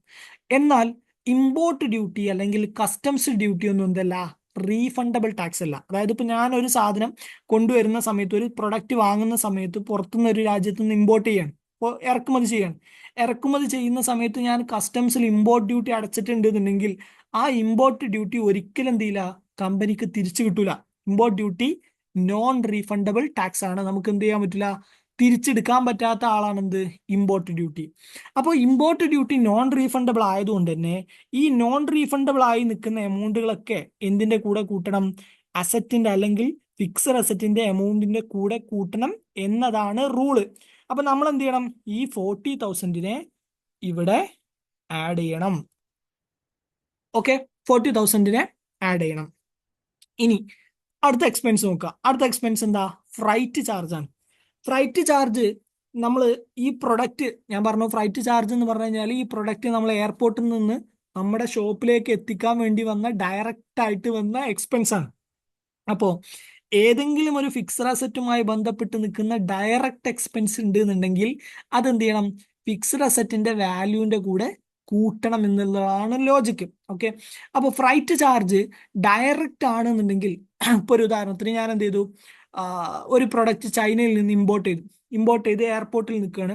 എയർപോർട്ടിൽ നിന്ന് എൻ്റെ ഷോറൂമിലേക്ക് അല്ലെങ്കിൽ എൻ്റെ കമ്പനിയിലേക്ക് ഞാൻ എന്ത് ചെയ്യുന്നുണ്ട്, ഈ പ്രൊഡക്റ്റ് കൊണ്ടുവരുന്നത് ഒരു കണ്ടെയ്നറിലാണ്. ഓക്കെ, ഒരു കണ്ടെയ്നറിലാണ് വരുന്നത്. ഈ കണ്ടെയ്നറിൽ എന്ത് മാത്രമേ ഉള്ളൂ? ഈ ഒരു മെഷീൻ മാത്രമേ ഉള്ളൂ, വേറെ സെപ്പറേറ്റ് മെഷീൻ ഒന്നുമില്ല. ഈ ഒരൊറ്റ മെഷീൻ മാത്രമേ ഈ കണ്ടെയ്നറിൽ ഉള്ളൂ എന്നുണ്ടെങ്കിൽ ഈ ഫ്രൈറ്റ് ചാർജ് എന്തിനു വേണ്ടിയിട്ടുള്ളതാ? ഈ മെഷീനുമായി ഡയറക്ട്ലി ലിങ്ക്ഡ് ആണ് അല്ലെ? ഈ മെഷീന് വേണ്ടി മാത്രമുള്ള എക്സ്പെൻസ് ആണ്. അങ്ങനെ ഡയറക്ട്ലി ലിങ്ക്ഡ് ആയി നിൽക്കുന്ന ഫ്രൈറ്റ് ചാർജ് ആണെന്നുണ്ടെങ്കിൽ അതും നിങ്ങൾ എന്ത് ചെയ്യണം? ഇൻക്ലൂഡ് ചെയ്യണം. സോ ഈ എമൗണ്ടും നിങ്ങൾ എന്ത് ചെയ്യണം? ഫിക്സ്ഡ് അസറ്റിന്റെ എമൗണ്ടിന്റെ കൂടെ ഇൻക്ലൂഡ് ചെയ്യണം. 10,000 ഇൻക്ലൂഡ് ചെയ്യണം. അടുത്തത് ഇൻസ്റ്റാളേഷൻ ചാർജ് ആണ്. അടുത്ത എക്സ്പെൻസ് ഇൻസ്റ്റാളേഷൻ ചാർജ് ആണ്. ഇൻസ്റ്റാളേഷൻ ചാർജ് എന്ന് പറഞ്ഞു കഴിഞ്ഞാൽ നമ്മൾ ഒരു മെഷീൻ വാങ്ങി, ഒരു പ്രൊഡക്റ്റ് വാങ്ങി, ഒരു മെഷീൻ വാങ്ങി, നമുക്കത് വർക്ക് ചെയ്യണം എന്നുണ്ടെങ്കിൽ എന്ത് ചെയ്യണം? നമ്മളെ ഫാക്ടറിയിൽ ഇൻസ്റ്റാൾ ചെയ്യണം അല്ലേ? അപ്പൊ ഈ മെഷീന്റെ എക്സ്പെൻസിന് ഡയറക്ട്ലി ലിങ്ക്ഡ് ആണ് ഇൻസ്റ്റാളേഷനും അല്ലേ? ഒരു മെഷീൻ വർക്ക് ചെയ്യണമെങ്കിൽ എന്തായാലും ആ മെഷീൻ ഇൻസ്റ്റാൾ ചെയ്യണം. അപ്പൊ ഇൻസ്റ്റാൾ ചെയ്യുക എന്നുള്ളത് നിർബന്ധമാണ്, ഡയറക്ട്ലി ലിങ്ക്ഡ് ആണ്. അങ്ങനെ ഡയറക്ട്ലി ലിങ്ക്ഡ് ആണെന്നുണ്ടെങ്കിൽ ഞാൻ പറഞ്ഞു, ഡയറക്ട്ലി ലിങ്ക്ഡ് എക്സ്പെൻസുകളൊക്കെ നിങ്ങൾ എന്ത് ചെയ്യണം? മെഷീന്റെ അല്ലെങ്കിൽ ഫിക്സ്ഡ് അസറ്റിന്റെ എമൗണ്ടിന്റെ കൂടെ കൂട്ടണം. അപ്പൊ ഈ ഇൻസ്റ്റാളേഷൻ ചാർജും നിങ്ങൾ എന്ത് ചെയ്യണം? ഫിക്സ്ഡ് അസറ്റിന്റെ കൂടെ കൂട്ടണം. എന്തുകൊണ്ടാ? ഡയറക്ട്ലി ലിങ്ക്ഡ് ആയതുകൊണ്ട്. സോ 5,000 നമ്മൾ എന്ത് ചെയ്യണം? ഇവിടെ കൂട്ടണം. അടുത്തത് ടെസ്റ്റ് റൺ ആണ്. ടെസ്റ്റ് റൺ ഞാൻ പറഞ്ഞു, മെഷീൻ വാങ്ങി നമ്മൾ എന്ത് ചെയ്യണേ? ജസ്റ്റ് റൺ ചെയ്ത് നോക്കുകയാണ്, ഈ മെഷീൻ ഓക്കെ ആണോ, വർക്ക് ചെയ്യോ, എന്തെങ്കിലും കുഴപ്പമുണ്ടോ ഇല്ലയോ എന്നുള്ളത് നമ്മൾ എന്ത് ചെയ്യണേ? ടെസ്റ്റ് ചെയ്ത് നോക്കുന്നതാണ് എന്ത്? Test run. ടെസ്റ്റ് റണ്ണും ഡയറക്ട്ലി ലിങ്ക്ഡ് ആണ്. കാരണം എന്താ? ഒരു മെഷീൻ വാങ്ങി വെച്ചിട്ട് നമ്മൾ അത് പ്രവർത്തിച്ച് നോക്കാതെ നമുക്ക് ഒരിക്കലും എന്ത് ചെയ്യാൻ പറ്റില്ല? അത് കംപ്ലീറ്റ്ലി വർക്ക് ചെയ്യാൻ പറ്റില്ല അല്ലേ? അപ്പൊ അതിന്റെ ഡയറക്ട്ലി ലിങ്ക്ഡ് ആയിട്ട് നിൽക്കുന്ന എക്സ്പെൻസ് ആണ് എന്ത്? ടെസ്റ്റ് റണ്ണും. സോ ടെസ്റ്റ് റൺ എമൗണ്ടും നമ്മൾ എന്ത് ചെയ്യണം? ഇതിന്റെ കൂടെ ആഡ് ചെയ്യണം. പക്ഷെ അവിടെ എന്തുണ്ട്? ടെസ്റ്റ് റൺ നടത്തിയ സമയത്ത് നമുക്ക് കുറച്ച് ഇൻകം ഇങ്ങോട്ട് കിട്ടിയിട്ടുണ്ട് അല്ലെ? ടെസ്റ്റ് റൺ നടത്തിയ സമയത്ത് ഒരു ചെറിയ എമൗണ്ട് നമുക്ക് എന്ത് ചെയ്യുന്നുണ്ട്? ഇങ്ങോട്ട് കിട്ടുന്നുണ്ട്. ആ ഇങ്ങോട്ട് കിട്ടുന്ന എമൗണ്ടിനെ നിങ്ങൾ എന്ത് ചെയ്യണം? ഇവിടെ നിന്ന് കുറക്കണം. ഓക്കെ, ടെസ്റ്റ് റണ്ണിൽ നിന്ന് കിട്ടുന്ന എമൗണ്ടിനെ കുറക്കണം. ഓക്കെ അല്ലേ? കാരണം അത് ഇൻകാണ്. എക്സ്പെൻസ് 8,000 വന്നിട്ടുണ്ട്, ഇൻകം 3,000 ഉണ്ട്. അതായത് നിങ്ങൾ ഒരു പ്രൊഡക്റ്റ് ടെസ്റ്റ് റൺ നടത്തി, ടെസ്റ്റ് റൺ നടത്തിയ സമയത്ത് നിങ്ങൾക്ക് എന്ത് ചെയ്തു? കുറച്ച് പ്രൊഡക്റ്റ് ഉണ്ടായി. ആ പ്രൊഡക്റ്റ് വിറ്റ് നിങ്ങൾക്ക് എന്ത് ചെയ്തു? തിരിച്ച് ഇങ്ങോട്ട് വരുമാനം കിട്ടി. ആ വരുമാനം നിങ്ങൾ എന്ത് ചെയ്യുക? ഇവിടെ നിന്ന് കുറക്കുക. ഇതും എന്തിനായിട്ടാണ് നിങ്ങൾ ചെയ്യേണ്ടത്? ഫിക്സ്ഡ് അസറ്റിന്റെ കൂടെ, അല്ലാതെ സെപ്പറേറ്റ് ഇൻകം ആയിട്ട് കാണിക്കണ്ട. ടെസ്റ്റ് റണ്ണിന്റെ എക്സ്പെൻസിൽ നിന്ന് കുറച്ച് കാണിച്ചാൽ മതി. ഓക്കെ, ഇനി ലാസ്റ്റ് ഒരു എക്സ്പെൻസ് കൂടി ഉണ്ട്. എന്ത്? Training to staff. അപ്പൊ ഈ മെഷീൻ ഞാൻ വർക്ക് ചെയ്യാൻ വേണ്ടിയിട്ട് സ്റ്റാഫിന് ട്രെയിനിങ് കൊടുക്കുകയാണ്. സ്റ്റാഫിന് ട്രെയിനിങ് കൊടുക്കുന്നത് ഒരു ഡയറക്റ്റ് ലിങ്ക്ഡ് എക്സ്പെൻസ് അല്ല. കാരണം എന്താ? സ്റ്റാഫിന് ട്രെയിനിങ് കൊടുക്കുക എന്ന് പറഞ്ഞു കഴിഞ്ഞാൽ പല മെഷീനുകൾ വാങ്ങുന്നുണ്ടാവും. ചിലപ്പോൾ ഞാൻ വേറെ മെഷീൻ വാങ്ങിയിട്ടുണ്ടാവും, ചിലപ്പോൾ ഞാൻ 4-5 മെഷീൻ വാങ്ങിയിട്ടുണ്ടാവും. അതൊക്കെ നമ്മൾ എന്ത് ചെയ്യുന്നുണ്ടാവും? സ്റ്റാഫിന് ട്രെയിനിങ് കൊടുക്കുന്നുണ്ടാവും. അല്ലെങ്കിൽ നമ്മുടെ കമ്പനിയിൽ പൊതുവേ സ്റ്റാഫിന് ട്രെയിനിങ് കൊടുക്കുന്നത് ഒരു മെക്കാനിക്സ് ആയിരിക്കും, അല്ലെങ്കിൽ നമ്മൾ സ്റ്റാഫിന് ട്രെയിനിങ് കൊടുക്കുന്നത് ഒരു ഓവർ ഹെഡ് ആയിട്ട് നമ്മൾ എന്നും കാണിക്കുന്നതായിരിക്കും. ഓവർ ഹെഡ് എന്ന് പറഞ്ഞാൽ ഒരു നോർമൽ എക്സ്പെൻസ് പോലെ നമ്മൾ എന്നും കാണിക്കുന്നതായിരിക്കും. ഇടയ്ക്കിടയ്ക്ക് ചിലപ്പോൾ എന്ത് ചെയ്യുന്നുണ്ടാവും? സ്റ്റാഫിന് ട്രെയിനിങ് കൊടുക്കുന്നുണ്ടാവും, കാര്യങ്ങളൊക്കെ നടത്തുന്നുണ്ടാവും. അപ്പൊ അത് ഈ മെഷീൻ വന്നതുകൊണ്ട്, അല്ലെങ്കിൽ ഈ മെഷീനുമായി ബന്ധപ്പെട്ട് ഡയറക്ട്ലി ലിങ്ക്ഡ് ഒന്നുമല്ല. അതായത് ഈ മെഷീൻ പ്രവർത്തിക്കാൻ ഈ സ്റ്റാഫിന്റെ ഓവർ ഹെഡ് അല്ലെങ്കിൽ ഈ സ്റ്റാഫിന്റെ കോസ്റ്റ് നമുക്ക് എന്തില്ല? ട്രെയിനിങ് കോസ്റ്റ് നമുക്ക് ആവശ്യമൊന്നുമില്ല മെഷീൻ പ്രവർത്തിക്കാൻ. മെഷീൻ പ്രവർത്തിച്ചു ഇനി അതിന് ശേഷം വരുന്ന കാര്യങ്ങൾ വേറെ. മെഷീൻ പ്രവർത്തിക്കാൻ എന്ത് ചെയ്യേണ്ട ആവശ്യമില്ല? ഈ സ്റ്റാഫിന്റെ കോസ്റ്റ് ഡയറക്ട്ലി ലിങ്ക്ഡ് ഒന്നുമില്ല. അപ്പൊ ഇതിനെ നമ്മൾ എന്ത് ചെയ്യണ്ട? ഫിക്സ്ഡ് അസറ്റിന്റെ എമൗണ്ടിന്റെ കൂടെ കൂട്ടണ്ട. ഇതിനെ നമുക്ക് എന്ത് ചെയ്യാം? ഡയറക്ട്ലി P&L ഒരു എക്സ്പെൻസ് ആയിട്ട് കാണിക്കാം. എന്ത് expense? Staff training cost, staff training cost expense, staff training cost expense debit 4,000 to cash or bank 4,000. Normally ഒരു എക്സ്പെൻസ് കാണിക്കുന്ന പോലെ നമുക്ക് എന്ത് ചെയ്യാം? ആ എമൗണ്ടിനെ കാണിക്കാം. ബാക്കി നമ്മൾ ഇപ്പൊ ഈ കാണിച്ച എല്ലാ എമൗണ്ടുകളും, അതായത് purchase price, import duty, freight, installation charge, test run, ഈ എല്ലാ എമൗണ്ടും നമ്മൾ എന്തിന്റെ കൂടെ കൂട്ടണം? നമ്മുടെ ഫിക്സ്ഡ് അസറ്റിന്റെ എമൗണ്ടിന്റെ കൂടെ കൂട്ടണം. സോ നമ്മുടെ ഫിക്സ്ഡ് അസറ്റ് എത്രയായി മാറും? 5 ലക്ഷം നമ്മൾ പർച്ചേസ് പ്രൈസ് ഉണ്ട്. 5 ലക്ഷത്തിന്റെ കൂടെ നമ്മൾ എന്ത് കൂട്ടിയിട്ടുണ്ട്? 40,000 ഇമ്പോർട്ട് ഡ്യൂട്ടി കൂട്ടിയിട്ടുണ്ട്. 40,000 ഇമ്പോർട്ട് ഡ്യൂട്ടി വന്നു. 10,000 നമ്മൾ എന്ത് വന്നിട്ടുണ്ട്? ഫ്രൈറ്റ് ചാർജ് വന്നിട്ടുണ്ട്, അതും കൂട്ടി. പിന്നെ എന്ത് വന്നിട്ടുണ്ട്? 5,000 ഇൻസ്റ്റാളേഷൻ ചാർജ് വന്നിട്ടുണ്ട്, അതും നമ്മൾ കൂട്ടി. പിന്നെ 8,000 നമുക്ക് ടെസ്റ്റ് റണ്ണിന് ചാർജ് വന്നിട്ടുണ്ട്. പ്ലസ് പക്ഷെ അത് എന്തുണ്ട്? 3,000 വരുമാനമുണ്ട്, തിരിച്ചിങ്ങോട്ട് കിട്ടിയിട്ടുണ്ട്. അപ്പോൾ ടോട്ടൽ നമുക്ക് 5,60,000 എന്ത് വരും? ഫിക്സ്ഡ് അസറ്റ് ആയിട്ട് കാണിക്കണം. ഫിക്സ്ഡ് അസറ്റ് ആയിട്ട് 5,60,000 കാണിക്കണം. ഇപ്പൊ ഇവിടുത്തെ ഒരു ഒരു ഡിഫറൻസ് മനസ്സിലായോ? 5 ലക്ഷം രൂപന്റെ സാധനമേ നമ്മൾ വാങ്ങിയിട്ടുള്ളൂ. ആ മെഷീൻ 5 ലക്ഷമേ ഉള്ളൂ. പക്ഷേ നമ്മളെ അക്കൗണ്ട്സിനകത്ത് നമ്മൾ കാണിക്കുമ്പോൾ എത്ര എമൗണ്ട് കാണിക്കണം? 560 കാണിക്കണം. 5,60,60,000. അപ്പം നമ്മളെ അക്കൗണ്ട്സിനകത്ത് നമ്മൾ എന്ത് ജേണൽ എൻട്രി അടിക്കുക? Machine account debit to. നമ്മൾ എന്ത് ജേണൽ എൻട്രി അടിക്കുക? Machine account debit 5,60,000 to cash or bank. Okay, 5,60,000. മനസ്സിലായോ? അപ്പോൾ 2 ജേണൽ എൻട്രി വരിക. ഒന്ന് മെഷീന്റെ എമൗണ്ടിന്റെ 5,60,000 പിന്നെ നമ്മുടെ ഈ ഒരു 4,000 എക്സ്പെൻസിന്റെ ജേണൽ എൻട്രിയും വരും. 2 ജേണൽ എൻട്രി. പക്ഷെ ഡിഫറൻസ് എന്താ? മെഷീൻ വെറും നമ്മൾ വാങ്ങിയ മെഷീന്റെ പർച്ചേസ് പ്രൈസ് വരും എത്രയേ ഉള്ളൂ? 5 ലക്ഷം വരെ ഉള്ളൂ. പക്ഷേ നമ്മുടെ അക്കൗണ്ട്സിനകത്ത് കാണിച്ച സമയത്തോ 5,60,60,000 ഇവിടുത്തെ എന്തായിരിക്കും വ്യത്യാസം വരിക? അപ്പൊ ഒരു ഉദാഹരണത്തിന് നിങ്ങൾ മെഷീൻ വാങ്ങി, നിങ്ങൾ അക്കൗണ്ട്സിൽ ഇരിക്കുന്ന ആളാണ്, നിങ്ങൾ മെഷീൻ വാങ്ങി. നിങ്ങളുടെ ഓണർ നിങ്ങൾക്ക് എന്ത് ചെയ്യും? ആ മെഷീൻ്റെ ഇൻവോയ്സ് തരും അല്ലെ? മെഷീൻ വാങ്ങുന്ന സമയത്ത് നമുക്ക് എന്ത് തരും? ആ മെഷീൻ്റെ ഇൻവോയ്സ് തരും. അപ്പൊ നിങ്ങളുടെ കയ്യിൽ എന്ത് കിട്ടിയിട്ടുണ്ടാവും? ഇൻവോയ്സ് കിട്ടിയിട്ടുണ്ടാവും. ഇൻവോയ്സിൽ എത്ര എമൗണ്ട് ഉണ്ടാവുള്ളൂ? 5 ലക്ഷം ഉണ്ടാവുള്ളൂ അല്ലെ? 5 ലക്ഷം ഉണ്ടാവുള്ളൂ. നിങ്ങൾ ഡയറക്റ്റ്ലി 5 ലക്ഷം മാത്രം നിങ്ങളുടെ അക്കൗണ്ട്സിനകത്ത് കാണിച്ചു കഴിഞ്ഞാൽ അതെന്താണ്? തെറ്റാണ്. പകരം നിങ്ങൾ എന്ത് ചെയ്യണം? അതുമായി ബന്ധപ്പെട്ട് നിൽക്കുന്ന ഡയറക്ട്ലി ലിങ്ക് ആയി നിൽക്കുന്ന എക്സ്പെൻസുകൾ ഏതെങ്കിലും ഉണ്ടെന്നുണ്ടെങ്കിൽ ആ എക്സ്പെൻസുകളൊക്കെ ആഡ് ചെയ്തതിനു ശേഷം വേണം നിങ്ങൾ എന്ത് ചെയ്യാൻ? അക്കൗണ്ട്സിലേക്ക് കാണിക്കാൻ. ഓക്കെ, അപ്പൊ അക്കൗണ്ട്സിൽ ഈവൻ ദോ പർച്ചേസ് പ്രൈസ്, ആ മെഷീന്റെ പർച്ചേസ് പ്രൈസ് 5 ലക്ഷം ഉള്ളൂ എന്നുണ്ടെങ്കിൽ കൂടിയും ആ മെഷീൻ അക്കൗണ്ട്സിൽ കാണിക്കുമ്പോൾ ഏത് എമൗണ്ടിലായിരിക്കും കാണിക്കുക? 560 കാണിക്കുക. എവിടുന്ന് ഈ 60,000 വന്നു? ഈ 60,000 എന്താണ്? ഈ മെഷീൻ വാങ്ങിയ സമയത്ത് വന്ന ഡയറക്ട്ലി ലിങ്ക്ഡ് ആയിട്ട് നിൽക്കുന്ന എക്സ്പെൻസുകളാണ്. സോ ഞാൻ പറഞ്ഞു വന്നത്, ഫസ്റ്റ് ടൈം നിങ്ങൾ ഒരു ഫിക്സ്ഡ് അസറ്റിനെ കാണിക്കുന്ന സമയത്ത്, അതായത് ഫസ്റ്റ് ടൈം നിങ്ങളുടെ അക്കൗണ്ട്സിലേക്ക് ഫസ്റ്റ് ടൈം കാണിക്കുന്ന സമയത്ത് അതിനെ നമ്മൾ വിളിക്കുന്ന പേരാണ് ഇനീഷ്യൽ റെക്കഗ്നൈസേഷൻ. Initial recognition. ഒരു അസറ്റിന് നമ്മൾ ഫസ്റ്റ് ടൈം നമ്മുടെ കമ്പനീന്റെ അക്കൗണ്ട്സിലേക്ക് കാണിക്കുന്ന സമയത്ത് നമ്മൾ പറയുന്ന പേരാണ് ഇനീഷ്യൽ റെക്കഗ്നൈസേഷൻ. ഇനീഷ്യലി നിങ്ങൾ ഒരു അസറ്റിനെ റെക്കഗ്നൈസ് ചെയ്യുന്ന സമയത്ത് നിങ്ങൾ എന്ത് മെത്തേഡിൽ റെക്കഗ്നൈസ് ചെയ്യണം? കോസ്റ്റ് മെത്തേഡിൽ റെക്കഗ്നൈസ് ചെയ്യണം. ഓക്കെ, കോസ്റ്റ് മെത്തേഡിൽ റെക്കഗ്നൈസ് ചെയ്യണം. ആ കോസ്റ്റിലേക്ക് നിങ്ങൾ എന്തൊക്കെ ആഡ് ചെയ്യണം? കോസ്റ്റിലേക്ക് ഡയറക്ട്ലി ലിങ്ക് ആയി നിൽക്കുന്ന എല്ലാ എക്സ്പെൻസുകളും നിങ്ങൾ ആഡ് ചെയ്തിട്ട് വേണം നിങ്ങൾ എന്ത് ചെയ്യാൻ? കാണിക്കാൻ. ഓക്കെ ആണോ? ഇപ്പൊ നിങ്ങൾക്ക് കുറെ സംശയങ്ങൾ വന്നിട്ടുണ്ടാവേണ്ടതാണ്. പൊതുവെ നിങ്ങൾ സംശയം വരേണ്ടതാണ്. എന്തെങ്കിലും സംശയം ഉണ്ടോ? അപ്പോ ഒരു കാര്യം ചോദിക്കട്ടെ? ചോദിച്ചോളൂ.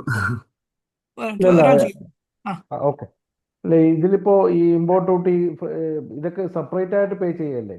അത് പിന്നെ എങ്ങനെ നമ്മളെ ലെഡ്ജറിലും ജേർണലിലൊക്കെ കാണിക്കും ഇപ്പോ? ഇമ്പോർട്ട് ഡ്യൂട്ടി സെപ്പറേറ്റ് ആയിട്ട് കൊടുത്തു വെച്ചിട്ട് നമ്മൾ ഈ മെഷീൻ ഡയറക്റ്റ് ലിങ്ക്ഡ് ആണെന്നുണ്ടെങ്കിൽ നമുക്ക് എന്ത് ചെയ്യാം? മെഷീന്റെ ഫിക്സ്ഡ് അസറ്റിന്റെ എമൗണ്ടിന്റെ കൂടെ കൂട്ടാം. ഓക്കെ. ഇപ്പൊ വേറെ ബില്ല് വെച്ചിട്ട് കുഴപ്പമില്ല. വേറെ ബില്ലായിക്കോട്ടെ, ഇമ്പോർട്ട് ഡ്യൂട്ടി അല്ലെങ്കിൽ സെപ്പറേറ്റ് പേയ്മെന്റ് നടത്തിക്കോട്ടെ. ആ ഇമ്പോർട്ട് ഡ്യൂട്ടി എന്ന് പറഞ്ഞ് നിങ്ങൾ കാണിക്കേണ്ട അക്കൗണ്ട്സിൽ എന്ത് കാണിച്ചാൽ മതി? മെഷീന്റെ എമൗണ്ടിന്റെ കൂടെ കൂട്ടി കാണിച്ചാൽ മതി. ഇപ്പൊ എന്റെ ക്വസ്റ്റ്യൻ അതാണ്. അതായത് ഇപ്പൊ നമുക്ക് ഒരു ദിവസം ഒരു ട്രാൻസാക്ഷൻ, അതായത് ഇപ്പൊ നമ്മൾ പർച്ചേസ് ചെയ്ത ഇൻവോയ്സ് വന്നു, അപ്പൊ അത് പോസ്റ്റ് ചെയ്യാതെ നമ്മൾ ഈ പറഞ്ഞ എല്ലാ കാര്യങ്ങളും, വേണ്ട, അതായത് പോസ്റ്റ് ചെയ്യാതെ വെയിറ്റ് ചെയ്യണ്ട. എനിക്ക് നിങ്ങൾ പറഞ്ഞ മനസ്സിലായി. ഇപ്പോൾ മെഷീൻ വാങ്ങി, ഇപ്പോൾ ഞാൻ ഏപ്രിൽ 1-ാം തീയതി മെഷീൻ വാങ്ങി. ഏപ്രിൽ 1-ാം തീയതി മെഷീൻ വാങ്ങിയപ്പോൾ 5 ലക്ഷത്തിന് മെഷീൻ ഉള്ളായിരുന്നു. പക്ഷേ അത് കഴിഞ്ഞിട്ട് പിന്നെ ഒരു മെയിലാണ് ഞാൻ എന്ത് ചെയ്യുന്നത്? ഈ മെഷീന്റെ ടെസ്റ്റ് റൺ നടത്തിയത്. അതൊരു 50,000 വന്നു. അപ്പോൾ നമ്മൾ ഈ 50,000 ഈ വരുന്ന വരെ, അല്ലെങ്കിൽ ഏപ്രിലിൽ വാങ്ങിയ മെഷീൻ അതുവരെ കാത്തിരിക്കണ്ട.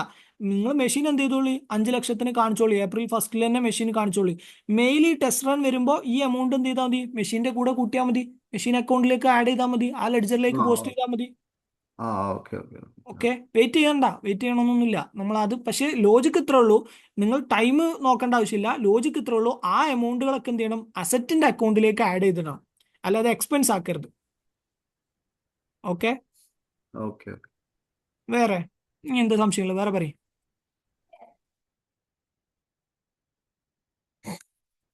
വേറെ ആർക്കെങ്കിലും എന്തെങ്കിലും സംശയം ഇപ്പൊ പറഞ്ഞുണ്ടോ? വരുൺ ദാസ്, എന്തെങ്കിലും ഡൗട്ട് ഉണ്ടോ? വരുൺ, കേൾക്കണ്ടോ? ഈ ടെസ്റ്റ് റണ്ണില് 8,000 3,000 കുറച്ച് ബാക്കി 5,000 അതിൽ ആഡ് ചെയ്യണ്ടേ? 5,000 ആഡ് ചെയ്തേക്കണല്ലോ. ചെയ്തോ? ഇതാ 5,60,000 ആഡ് ചെയ്തോ. ഇനി ഞാൻ കൂട്ടിയപ്പോ മൈനസ് തെറ്റിപ്പോയില്ലല്ലോ. 565,000 അല്ലേ വരിക? 65 ഞാൻ 5000 കൂട്ടിയിട്ടില്ല. 40 ആ 10 60 540 5 ഇല്ലല്ലോ, 60 വരുള്ളൂ. 540. ഫ്രൈറ്റ് ചാർജ് കൂട്ടിയില്ല, അപ്പൊ 50. ഇൻസ്റ്റാളേഷൻ ചാർജ് ഓക്കെ സോറി അല്ലേ? സോറി. 5 okay correct. ഓക്കെ, വരുണ്ടാസ്. Okay okay okay. വർഷം ഓക്കെ ആണോ? മനസ്സിലാക്കണോ?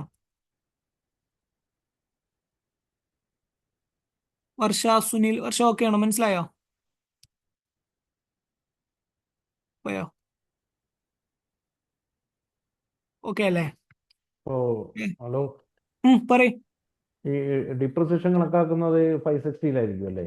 560 ഡിപ്രീസിയേഷൻ കണക്കാക്കുക. അതെ, ഡിപ്രീസിയേഷൻ എപ്പോഴും നമ്മൾ ഫിക്സഡ് അസറ്റിന് എത്ര വാല്യൂ വന്നു ആ എമൗണ്ട് നമ്മൾ ഡിപ്രീസിയേഷൻ കാൽക്കുലേറ്റ് ചെയ്യാം. ഓക്കെ, അതിപ്പോൾ ഈ പറഞ്ഞതുപോലെ കഴിഞ്ഞ ദിവസം ഒരു ഇതിന് പറഞ്ഞില്ലേ, ഫിക്സഡ് അസറ്റിൻ്റെ അതിൽ ഡിപ്രിസിയേഷൻ്റെ കാൽക്കുലേഷനൊക്കെ പറഞ്ഞിരുന്നു. അത് പറഞ്ഞാൽ ഇയർ എൻഡ് ടൈമിലാണ് ഇത് വാങ്ങുന്നതെങ്കിൽ തന്നെയും ചിലപ്പോൾ അങ്ങനെ ഒരു സിറ്റുവേഷൻ വരികയാണെങ്കിൽ ഈ കസ്റ്റംസ് ഡ്യൂട്ടി അല്ലെ, ഫ്ലൈറ്റിംഗ് ചാർജിൻ്റെയൊക്കെ അത് ചിലപ്പോൾ വേറൊരു പാർട്ടി ആയിരിക്കുമല്ലോ, വെളിയിലുള്ള ഒരു തേർഡ് പാർട്ടി ആയിരിക്കുമല്ലോ അതൊക്കെ ഡീൽ ചെയ്യുന്നത്. അവരുടെ ഇൻവോയ്സ് ഒക്കെ വരാൻ ലേറ്റ് ആവുകയാണെങ്കിൽ അത് ഇതിലേക്ക് ഇങ്ങനെ ആഡ് ചെയ്യും. അത് അടുത്ത വർഷം ആഡ് ചെയ്താൽ മതി, കിട്ടുന്ന സമയത്ത് ആഡ് ചെയ്താൽ മതി. ഓക്കെ, കുഴപ്പമൊന്നുമില്ല. ഇപ്പൊ ഈ വർഷം ആ എമൗണ്ട് കിട്ടിയില്ല, ആഡ് ചെയ്ത് കുഴപ്പമില്ല. അതില്ലാത്ത എമൗണ്ട് വെച്ച് ഡിപ്രീഷിയേറ്റ് ചെയ്തോളി. അടുത്ത വർഷം ആ എക്സ്പെൻസ് കിട്ടുന്ന സമയത്ത് അത് ഇതിന്റെ കൂടെ ആഡ് ചെയ്തിട്ട് അതും കൂടി കൂട്ടിയിട്ട് ഡിപ്രീസിയേഷൻ കാണിച്ചാൽ മതി. ഓക്കെ. പിന്നെ വേറെ പരാതി. ആയുഷ് ഓക്കെ ആണോ? മനസ്സിലാക്കണോ? ആയുഷ്, അരുൺ. അതെ മനസ്സിലായി. ഓക്കെ. അനില ഓക്കെ ആണോ? മനസ്സിലായോ? ഓക്കെ ഇതിൽ അല്ലേ? നമ്മള് ഇതിന്റെ കൂടെ ആഡ് ചെയ്യുന്ന കാര്യങ്ങൾ നമ്മൾ അസ്യൂം ചെയ്തിട്ട് നേരത്തെ ആഡ് ചെയ്യത്തില്ല. ഇതിന്റെ ഇൻവോയ്സ് വന്നതിന് ശേഷം മാത്രമേ ഇത് ആഡ് ചെയ്യുള്ളൂ അങ്ങനെ അല്ലേ? ചെയ്യാൻ പാടും. അസ്യൂം ചെയ്യാൻ പാടില്ല. നമ്മൾ എക്സ്പെൻസ് ആയി വന്നതിന് ശേഷം, ഇൻവോയ്സ് കിട്ടിയതിന് ശേഷം മാത്രം ആഡ് ചെയ്യാൻ പാടുള്ളൂ. നമ്മൾ ഇത് വരുമെന്ന് വിചാരിച്ചിട്ട് അത് ആഡ് ചെയ്തിടരുത്. ഓക്കെ. ഓക്കെ, ഇങ്ങനെ ഓരോരുത്തരോട് ഞാൻ ചോദിക്കാം. ഓക്കെ, ആർക്കും മനസ്സിലാവാത്തില്ല എന്ന് ഞാൻ വിചാരിക്കുന്നു. പറയും. സർ, ഒരു ഡൗട്ട്. അതായത് ഇതിലിപ്പോ ടോട്ടൽ 5 ലക്ഷത്തിന്റെ ഇൻവോയ്സ് ആയിരിക്കില്ല നമുക്ക് സപ്ലയറെ കയ്യിൽ നിന്ന് കിട്ടിയിട്ടുണ്ടാവുക. അതെ. അപ്പൊ നമ്മൾ ഈ എമൗണ്ടുകളൊക്കെ ആഡ് ചെയ്തിട്ടല്ലേ നമ്മൾ എൻട്രി ഇടുക? അതെ. അപ്പൊ ഈ വാറ്റിന്റെ കേസിൽ അവരെ ഇൻവോയ്സും നമ്മൾ ചെയ്ത അവർ തന്ന ഇൻവോയ്സും നമ്മൾ എൻട്രി ചെയ്ത ഇതും തമ്മിൽ മാറ്റം വരൂലേ? വാറ്റിന്റെ കേസിൽ മീൻസ് എനിക്ക് മനസ്സിലായില്ല. സപ്ലയറെ കയ്യിൽ നിന്നോ? സപ്ലയർ കയ്യിൽ നിന്ന് 5 ലക്ഷത്തിന്റെ ഇൻവോയ്സ് കിട്ടി. നമ്മൾ ഈ എമൗണ്ടുകളൊക്കെ ആഡ് ചെയ്തിട്ടല്ലേ നമ്മളിപ്പോ നമ്മളെ സിസ്റ്റത്തിൽ ബുക്ക് ചെയ്യാം? അതെ. അപ്പൊ ആ ഒരു ഇൻവോയ്സ് എമൗണ്ട്, അവർ തന്ന ഇൻവോയ്സും നമ്മൾ ചെയ്യുന്ന ഇൻവോയ്സും എമൗണ്ട് ഡിഫറൻസ് വരില്ലേ? ഇല്ലല്ലോ. ഇപ്പൊ ഒരു ഉദാഹരണത്തിന് ഇപ്പോ നമ്മൾ എന്ത് ചെയ്തു, എന്ന് പറഞ്ഞ ഒരു സപ്ലയറെ കയ്യിൽ നിന്ന് 5 ലക്ഷം പ്ലസ് വാറ്റ് എമൗണ്ടിൽ നമ്മൾ എന്ത് ചെയ്തു, പർച്ചേസ് ചെയ്തു. 5 ലക്ഷം പർച്ചേസ് പ്രൈസും പ്ലസ് വാറ്റ് ഇൻക്ലൂഡ് ചെയ്തിട്ട് നമ്മൾ എന്ത് ചെയ്തു, സപ്ലയറെ കയ്യിൽ നിന്ന് വാങ്ങി. ഇത് നമ്മൾ എന്ത് ചെയ്തു, നമ്മുടെ ഫിക്സഡ് അസറ്റിന്റെ എമൗണ്ടിലേക്ക് കാണിച്ചു. ഓക്കെ. പിന്നെ വന്ന ബാക്കി ചെറിയ ഈ പറഞ്ഞ പോലത്തെ കുറെ എക്സ്പെൻസുകൾ വന്നു. അതൊക്കെ നമ്മൾ എന്ത് ചെയ്തു, ഫിക്സഡ് അസറ്റിന്റെ എമൗണ്ടിൽ കാണിച്ചു. സപ്ലയറെ സംബന്ധിച്ചിടത്തോളം നമ്മൾ എന്ത് ഫിക്സഡ് അസറ്റിൽ കാണിച്ചു എന്നുള്ളത് വിഷയമല്ലല്ലോ. സപ്ലയർ ബാലൻസ് അപ്പോഴും എന്ത് കാരണം ഈ 5 ലക്ഷം പ്ലസ് വാറ്റ് തന്നെ ഉണ്ടാവുള്ളൂ, മാറൂലല്ലോ. ഓക്കെ അല്ലേ? മനസ്സിലായോ? കിട്ടില്ല. ഡിഫറൻസ് വരൂലേ?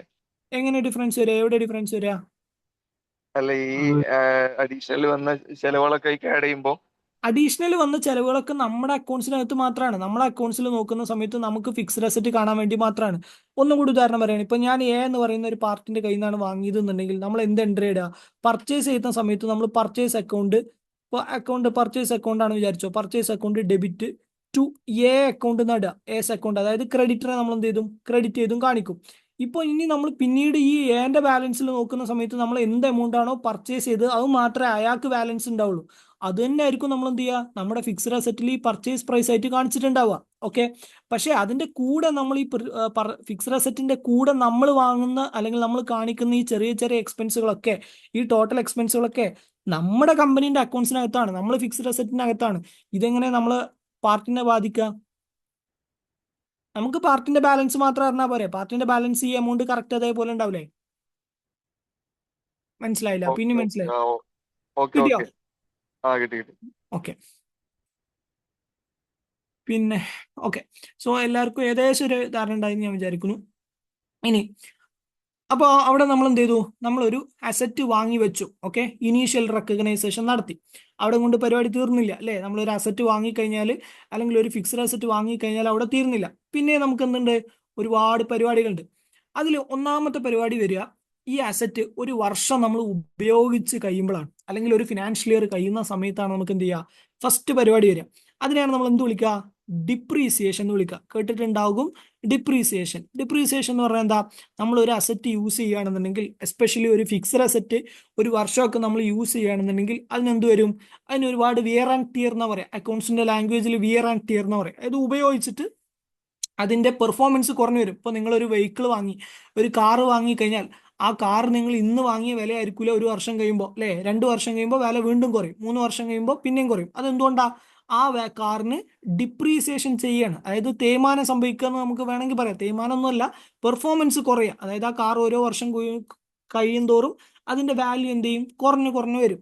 ഇതേപോലെ തന്നെ ഒരു കമ്പനിയിലെ ഏത് ഫിക്സ്ഡ് അസറ്റ് ആണെന്നുണ്ടെങ്കിലും ഓരോ വർഷം കഴിയും തോറും അതിന്റെ എന്ത് ചെയ്യും, പെർഫോമൻസ് ഇങ്ങനെ കുറഞ്ഞു കുറഞ്ഞു ജനറലി എന്ത് ചെയ്യും, കുറയും. കൂട്ടാനും സാധ്യത ഉണ്ട് അല്ലെ. ചില കമ്പനി എന്ത് ചെയ്യും, അതിന് റിപ്പയറും മെയിൻ്റെനൻസ് ഒക്കെ നടത്തിയിട്ട് തിരിച്ചു കൂട്ടാനും സാധ്യതയുണ്ട്. അത് വേറൊരു സിറ്റുവേഷൻ ആണ്. ഇനി അങ്ങനെ കൂട്ടിയില്ലാന്നുണ്ടെങ്കിൽ നിർബന്ധമായിട്ട് എന്ത് ചെയ്യും, ഡിപ്രീസിയേഷൻ സംഭവിക്കും. അതായത് അതിന്റെ പെർഫോമൻസ് കുറയും, അതിനെന്ത് ചെയ്യും, അതിന് തേയ്മാനങ്ങളും കാര്യങ്ങളും വേർ ആൻഡ് ടയർ ഒക്കെ സംഭവിക്കും. അങ്ങനെ അങ്ങനെ അങ്ങനെ നമ്മളൊരു മെഷീൻ വാങ്ങിക്കഴിഞ്ഞാൽ ഈ മെഷീൻ 1 വർഷം കഴിഞ്ഞു, 2 വർഷം കഴിഞ്ഞു, 3 വർഷം കഴിഞ്ഞ്, ഇപ്പോൾ മെഷീൻ ഒരു ലൈഫ് ഉണ്ടാവും. ഒരു 10 വർഷമോ അല്ലെങ്കിൽ 15 വർഷമോ 5 വർഷമൊക്കെ ഒരു ലൈഫ് ഉണ്ടാവും.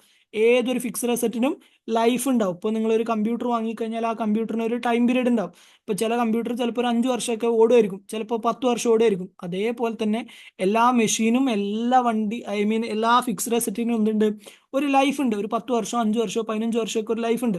അത് കഴിഞ്ഞാൽ അതെന്താവും, അത് പണി മുടക്കും അല്ലേ.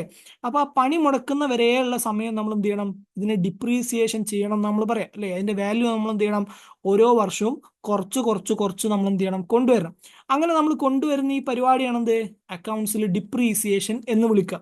അപ്പോൾ നമ്മളൊരു ഫിക്സ്ഡ് അസറ്റ് നമ്മൾ ബുക്ക് ചെയ്ത് കഴിഞ്ഞാൽ, ഫസ്റ്റ് ടൈം നമ്മൾ ബുക്ക് ചെയ്ത് കഴിഞ്ഞാൽ, പിന്നെ നമുക്ക് പണി വരുന്നത് എപ്പോഴാ, ഈ ഫിക്സ്ഡ് അസറ്റ് ഒരു വർഷം കഴിയുന്ന സമയത്ത് എല്ലാ വർഷവും നമ്മൾ എന്ത് ചെയ്യണം, ഡിപ്രീസിയേറ്റ് ചെയ്യണം. ഓക്കെ, ഡിപ്രീഷിയേറ്റ് ചെയ്യണം. അങ്ങനെ ഡിപ്രീഷിയേറ്റ് ചെയ്യണം എന്നുണ്ടെങ്കിൽ നമുക്ക് ഒരുപാട് മെത്തേഡുകളുണ്ട്. നമുക്ക് എന്ത് ചെയ്യാൻ പറ്റില്ല, സിംപ്ലി എന്തെങ്കിലും തോന്നിയ പോലെ നമുക്ക് എന്ത് ചെയ്യാൻ പറ്റില്ല, ഡിപ്രീഷിയേറ്റ് ചെയ്യാൻ പറ്റില്ല. അതിന് കുറെ റൂൾസ്, റെഗുലേഷൻസ്, മെത്തേഡുകളൊക്കെ അനുസരിച്ച് നമുക്ക് എന്ത് ചെയ്യാൻ പറ്റുള്ളൂ, ഡിപ്രീഷിയേറ്റ് ചെയ്യാൻ പറ്റുള്ളൂ. ഇപ്പോൾ ഒരു ഉദാഹരണത്തിന് നിങ്ങളുടെ കമ്പനിയിൽ എന്ത് ചെയ്യുന്നുണ്ടായിരുന്നു, ഒരു ബിൽഡിംഗ് ഉണ്ടായിരുന്നു. ഓക്കെ, ഒരു ബിൽഡിംഗ് ഉണ്ടായിരുന്നു. ആ ബിൽഡിങ്ങിന്റെ വാല്യൂ 100 ആയിരുന്നു വിചാരിക്കാം. 100 ആയിരുന്നു. 2024 ഡിസംബറിൽ ഈ ബിൽഡിങ്ങിന്റെ വാല്യൂ 100 ആയിരുന്നു. ഇനി 2024 കഴിഞ്ഞു, ഫുള്ള് നിങ്ങൾ ഉപയോഗിച്ചു. 2024 ഡിസംബർ കഴിഞ്ഞു, 2025 ഡിസംബർ ആയി. ഓക്കെ, 2025 ഡിസംബറിലെത്തി. അപ്പൊ എന്തായി, ഒരു വർഷത്തോളം നിങ്ങൾ എന്ത് ചെയ്തു, ഈ ബിൽഡിംഗ് ഉപയോഗിച്ചു. അപ്പൊ ഞാൻ പറഞ്ഞു, ഏതൊരു അസറ്റ് ആണെന്നുണ്ടെങ്കിലും നിങ്ങൾ ഒരു വർഷത്തോളം ഉപയോഗിക്കുന്ന സമയത്ത്, എല്ലാ സമയത്തും ഇതിന് ഡിപ്രീസിയേഷൻ നടക്കുന്നുണ്ട്. ഓരോ ദിവസവും ഡിപ്രീസിയേഷൻ നടക്കുന്നുണ്ട് അല്ലെ. ഓരോ ദിവസം ഡിപ്രീസിയേഷൻ നടക്കുന്നുണ്ട്. ഒരു ബിൽഡിംഗ് ആണെന്നുണ്ടെങ്കിലും, ഒരു മെഷീൻ ആണെന്നുണ്ടെങ്കിലും, ഒരു വെഹിക്കിൾ ആണെന്നുണ്ടെങ്കിലും ഒക്കെ എല്ലാ മിനിറ്റിലും അതിന്റെ വാല്യൂ എന്ത് ചെയ്യുന്നുണ്ട്, കുറഞ്ഞു കുറഞ്ഞു കുറഞ്ഞു കുറഞ്ഞു കൊണ്ടിരുന്നുണ്ട് അല്ലെ. ഡിപ്രീസിയേഷൻ നടക്കുന്നുണ്ട്. പക്ഷേ നമ്മൾ അക്കൗണ്ട്സിൽ എപ്പോഴേ കാണിക്കുള്ളൂ, ഇയർ എൻഡ് ആവുന്ന സമയത്തേ നമ്മൾ എന്ത് ചെയ്യുള്ളൂ, ഡിപ്രീസിയേഷൻ കാണിക്കുള്ളൂ. അല്ലാതെയും കാണിക്കുന്നവരുണ്ട്. ചില ആൾക്കാർ ഹാഫ് മന്ത് ആവുന്ന സമയത്ത്, 6 മന്ത് ആവുന്ന സമയത്ത് ഡിപ്രീസിയേഷൻ കാണിക്കുന്നവരുണ്ട്. ചില ആൾക്കാർ മന്ത്ലി ഡിപ്രീസിയേഷൻ കാണിക്കുന്ന ആൾക്കാരുണ്ട്. കുഴപ്പമില്ല, അങ്ങനെയൊക്കെ ചെയ്യാം. പക്ഷെ അതെന്താ ചെയ്യുന്നത്, ഇയർലി ഉള്ള എമൗണ്ടിനെ ഡിവൈഡ് ബൈ 12 ചെയ്യുകയോ അല്ലെങ്കിൽ ഡിവൈഡ് ബൈ 6 ചെയ്യുകയോ ചെയ്തിട്ട് എന്ത് ചെയ്യണേ, അതിന് ഹാഫ് മന്ത് മന്ത്ലി ഒക്കെ ആക്കിയിട്ട് എന്ത് ചെയ്യണേ, ഡിപ്രീസിയേഷൻ കാണിക്കുക എന്ന് മാത്രം. സോ ബേസിക്കലി നമ്മൾ എന്ത് ചെയ്യും, ഇയർലി ഡിപ്രീഷിയേറ്റ് ചെയ്യും. ഓരോ അസറ്റിനെയും നമ്മൾ എന്ത് ചെയ്യും, ഇയർലി ഡിപ്രീഷിയേറ്റ് ചെയ്യും. അപ്പൊ ഞാൻ പറഞ്ഞു വന്നത്, നമ്മുടെ ബിൽഡിങ്ങിന് 100 ആയിരുന്ന എമൗണ്ട് നമ്മൾ 2025 ഡിസംബർ ആയിരുന്ന സമയത്ത് ഒരു വർഷം ഉപയോഗിച്ചു. നമ്മൾ എന്ത് ചെയ്തു, ഒരു 10 ദിർഹംസ്, ഓക്കെ, 10 ദിർഹംസ് ഈ ബിൽഡിങ്ങിനെ നമ്മൾ എന്ത് ചെയ്തു, ഡിപ്രീസിയേഷൻ എമൗണ്ട് ആയിട്ട് കാണിച്ചു. Depreciation amount. അപ്പൊ സ്വാഭാവികമായിട്ടും ഈ ബിൽഡിങ്ങിന്റെ വാല്യൂ ഇനി എത്ര ആയിട്ടുണ്ടാവുള്ളൂ, 90 ഉണ്ടാവുള്ളൂ അല്ലെ. 100ൽ നിന്ന് ഡിപ്രീസിയേഷൻ കുറച്ച് കഴിഞ്ഞാൽ ബാക്കി 90 ഉണ്ടാവുള്ളൂ. അപ്പൊ ഡിപ്രീസിയേഷന്റെ എൻട്രി എന്താ വരിക, ഡിപ്രീസിയേഷൻ ഒരു എക്സ്പെൻസ് ആണ്. ഫസ്റ്റ് ഓഫ് ഓൾ ഡിപ്രീസിയേഷൻ ഒരു എക്സ്പെൻസ് ആണ്. നിങ്ങൾക്ക് അറിയുന്നതായിരിക്കും, ഡിപ്രീസിയേഷൻ ഒരു എക്സ്പെൻസ് ആണ്. വെറും എക്സ്പെൻസ് അല്ല, ഡിപ്രീസിയേഷൻ ഒരു നോൺ ക്യാഷ് എക്സ്പെൻസ് ആണ്. ഡിപ്രീസിയേഷൻ ആരാണ്, നോൺ ക്യാഷ് എക്സ്പെൻസ് ആണ്. കാരണം ഡിപ്രീസിയേഷൻ എന്ന് പറഞ്ഞ ഒരു പൈസ നമ്മൾ ആർക്കും കൊടുക്കണ്ട അല്ലേ. ബാക്കിയുള്ളതൊക്കെ ചിലതൊക്കെ ക്യാഷ് എക്സ്പെൻസുകളാണ്. പക്ഷേ ഡിപ്രീസിയേഷൻ ഒരു നോൺ ക്യാഷ് എക്സ്പെൻസിന് ക്ലാസിക് എക്സാമ്പിൾ ആണ്. നമുക്ക് പല സ്ഥലത്തും നോൺ ക്യാഷ് എക്സ്പെൻസ്, ഇനിയിപ്പോൾ ക്യാഷ് ഫ്ലോ സ്റ്റേറ്റ്മെന്റ് ഒക്കെ പഠിക്കുന്ന സമയത്ത് നമുക്ക് അവിടെയൊക്കെ നോൺ ക്യാഷ് എക്സ്പെൻസുകളെ കുറിച്ച് പഠിക്കാണ്ട്. അപ്പോൾ നോൺ ക്യാഷ് എക്സ്പെൻസ് പറഞ്ഞാൽ എന്താ? ഞാനിപ്പോൾ നമ്മൾ പണ്ട് കുട്ടികളൊക്കെ പറയില്ലേ, ജോമെട്രി ബോക്സിന് പൈസ വാങ്ങി എന്ന് പറയില്ലേ, അതേപോലെ ഡിപ്രീസിയേഷന് പൈസ വാങ്ങേണ്ട ഒരു ആവശ്യമില്ല. അല്ലെങ്കിൽ ടൈം ടേബിളിന് പൈസ വാങ്ങി, ജോമെട്രി ബോക്സ് അല്ല സോറി, ടൈം ടേബിളിന് പൈസ വാങ്ങി എന്നൊക്കെ പറയും. ടൈം ടേബിളിന് ആരെയും പൈസ വാങ്ങുന്നുണ്ടോ? അതേപോലെ തന്നെ ഡിപ്രീസിയേഷൻ എന്തല്ല, പൈസയായിട്ട് നമ്മൾ കൊടുക്കേണ്ട ഒരു എക്സ്പെൻസ് അല്ല. ഡിപ്രീസിയേഷൻ എന്താണ്? ഒരു നോൺ ക്യാഷ് എക്സ്പെൻസ് ആണ്. പക്ഷെ അതെന്താണ്? എക്സ്പെൻസ് ആണ്. ഇപ്പോൾ P&L എടുത്ത് നോക്കിക്കഴിഞ്ഞാൽ, പ്രോഫിറ്റ് ആൻഡ് ലോസ് അക്കൗണ്ട് എടുത്ത് നോക്കിക്കഴിഞ്ഞാൽ അതിലെ എക്സ്പെൻസിന്റെ സൈഡിൽ കുറേ എക്സ്പെൻസുകൾ ഉണ്ടാവും അല്ലെ? സാലറി ഉണ്ടാവും, റെന്റ് ഉണ്ടാവും, അതുപോലെ കുറേ എക്സ്പെൻസുകൾ ഉണ്ടാവും. ആ കൂട്ടത്തിൽ ആരും കൂടി ഉണ്ടാവും?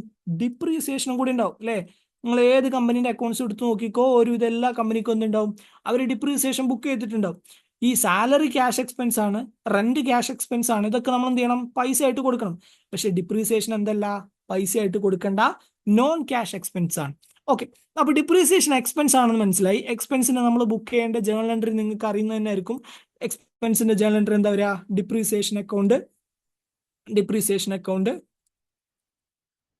ഡെബിറ്റ്. ഡിപ്രീസിയേഷൻ എന്ത് ചെയ്യണം? ഡെബിറ്റ് ചെയ്യണം. കാരണം എക്സ്പെൻസ് ആണ്, എക്സ്പെൻസിനെ കാണിക്കണം എന്നുണ്ടെങ്കിൽ നമ്മൾ എന്ത് ചെയ്യണം?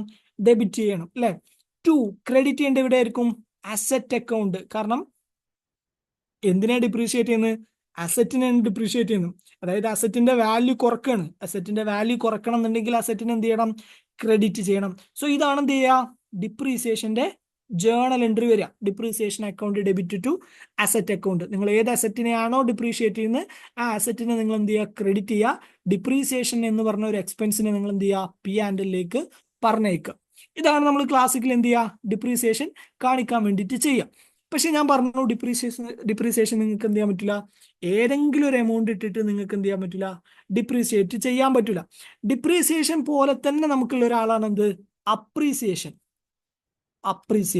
എന്താ അപ്രീസിയേഷൻ എന്ന് പറഞ്ഞു കഴിഞ്ഞാൽ? ഡിപ്രീസിയേഷൻ കുറക്കലാണെന്നുണ്ടെങ്കിൽ ഓഫ് കോഴ്സ് അപ്രീസിയേഷൻ എന്ന് പറഞ്ഞാൽ കൂട്ടലാണ് അല്ലെ? ലോകത്ത് ഒരേ ഒരു അസറ്റ് മാത്രമേ ഡിപ്രീഷിയേറ്റ് ചെയ്യാത്തുള്ളൂ. നിങ്ങൾക്ക് അറിയുന്നതായിരിക്കും, നമ്മൾ ഒരട്ടം പറഞ്ഞതാണെന്ന് തോന്നുന്നു, ബേസിക് ഏതോ ഫസ്റ്റ് ക്ലാസ്സിലൂടെ പറഞ്ഞാണ്. ഒരേ ഒരു അസറ്റ് മാത്രമേ നമ്മൾ എന്ത് ചെയ്യുള്ളൂ? ഡിപ്രീഷിയേറ്റ് ചെയ്യത്തുള്ളൂ. അതേതാ? ലാൻഡ് ആണ് അല്ലെ? ലാൻഡ് ഒരിക്കലും നമ്മൾ എന്ത് ചെയ്യില്ല? ഡിപ്രീഷിയേറ്റ് ചെയ്യില്ല.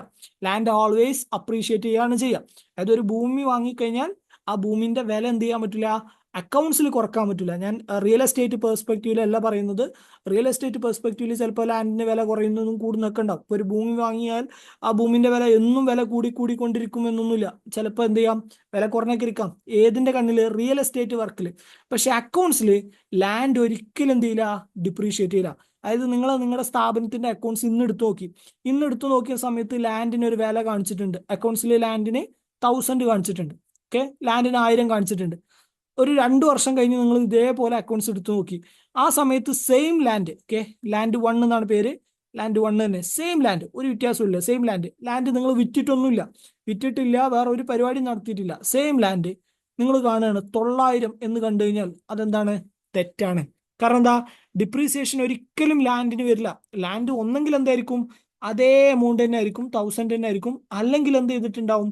അപ്രീഷിയേറ്റ് ചെയ്തിട്ടുണ്ടാവും. അതായത് ചിലപ്പോൾ 1300 1400 ഒക്കെ ആയിട്ട് അതിന്റെ വില എന്ത് ചെയ്തിട്ടുണ്ടാവാം? കൂടിയിട്ടുണ്ടാകാം. So land always appreciate. Land ഒരിക്കലും എന്ത് ചെയ്യില്ല? ഡിപ്രീഷിയേറ്റ് ചെയ്യില്ല അക്കൗണ്ട്സിന്റെ പെർസ്പെക്റ്റീവിൽ. ഓക്കെ, ഞാൻ അഗെയിൻ പറയുന്നു, അക്കൗണ്ട്സിന്റെ പെർസ്പെക്റ്റീവിൽ നിങ്ങൾ ചിലപ്പോൾ റിയൽ എസ്റ്റേറ്റിൽ ചിലപ്പോൾ ലാൻഡിന്റെ വില കൂടുന്നതും കുറയുന്നൊക്കെ ഉണ്ടാവും. പക്ഷെ അക്കൗണ്ട്സിൽ, കമ്പനിന്റെ ബുക്സ് ഓഫ് അക്കൗണ്ട്സിൽ ലാൻഡിന്റെ വില ഒരിക്കലും എന്ത് ചെയ്യില്ല? ഡിപ്രീഷിയേറ്റ് ചെയ്യാൻ പാടില്ല. ബാക്കിയുള്ള എല്ലാ അസറ്റുകളും നിങ്ങൾ എന്ത് ചെയ്യണം? നിർബന്ധമായിട്ടും എന്ത് ചെയ്യണം? ഡിപ്രീസിയേഷൻ ചെയ്യണം. ഡിപ്രീസിയേഷൻ ഒരു ചോയ്സ് അല്ല. അതായത് ഞാൻ പറയാണ് എന്റെ കമ്പനിക്ക് ഡിപ്രീസിയേഷൻ ചെയ്യണ്ട എന്നൊരു ചോയ്സ് ഇല്ല. ഡിപ്രീസിയേഷൻ എന്താണ്? നിർബന്ധമാണ്. അക്കൗണ്ട്സിൽ നിങ്ങൾക്ക് ഒരു ഫിക്സ്ഡ് അസറ്റ് ഉണ്ട് എന്നുണ്ടെങ്കിൽ ആ ഫിക്സ്ഡ് അസറ്റിനെ നിങ്ങൾ എന്ത് ചെയ്തിട്ടുണ്ടാവണം?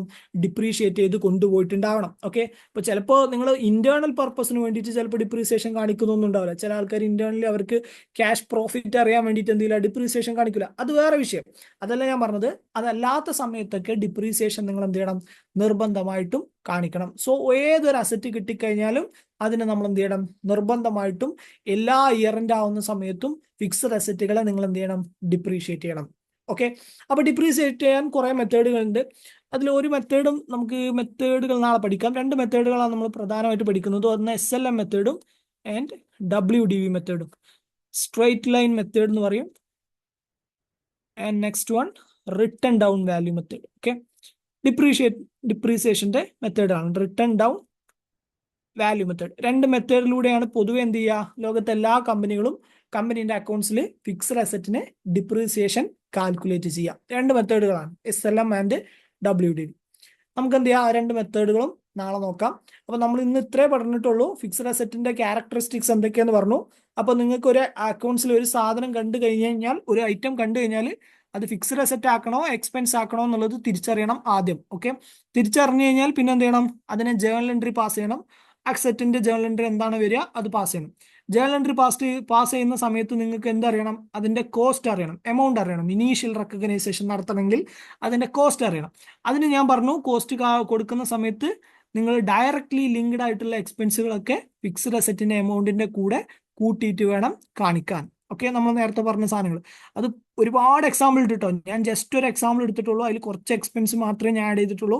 ഇങ്ങനെ പല എക്സ്പെൻസുകളും വരാം. ഓക്കെ, ഒരു കമ്പനി ഫിക്സ്ഡ് അസറ്റ് വാങ്ങുന്ന സമയത്ത് അതിനെ ചുറ്റിപ്പറ്റി പല എക്സ്പെൻസുകളും വരാം. ഇപ്പൊ ഈ പറഞ്ഞ സൈറ്റും മറ്റേതും നമ്മൾ 2-3 എക്സ്പെൻസുകളെ നോക്കിയിട്ടുള്ളൂ. ആ എക്സ്പെൻസുകൾ മാത്രമല്ല, ഒരുപാട് എക്സ്പെൻസുകൾ ഒരു ഫിക്സ്ഡ് അസറ്റ് വാങ്ങുന്ന സമയത്ത് വരാം. അപ്പൊ അവിടെയൊക്കെ നമ്മൾ എന്ത് ചെയ്യണം, നമ്മൾ നമ്മുടെ ജഡ്ജ്മെന്റ് യൂസ് ചെയ്യണം. അക്കൗണ്ട്സിൽ കുറേ സ്ഥലത്ത് നമ്മൾ നമ്മുടെ ജഡ്ജ്മെന്റ് ആണ് യൂസ് ചെയ്യുക. കുറേ നമ്മൾ ഒന്ന് ജഡ്ജ് ചെയ്തിട്ടാണ് നോക്കുക.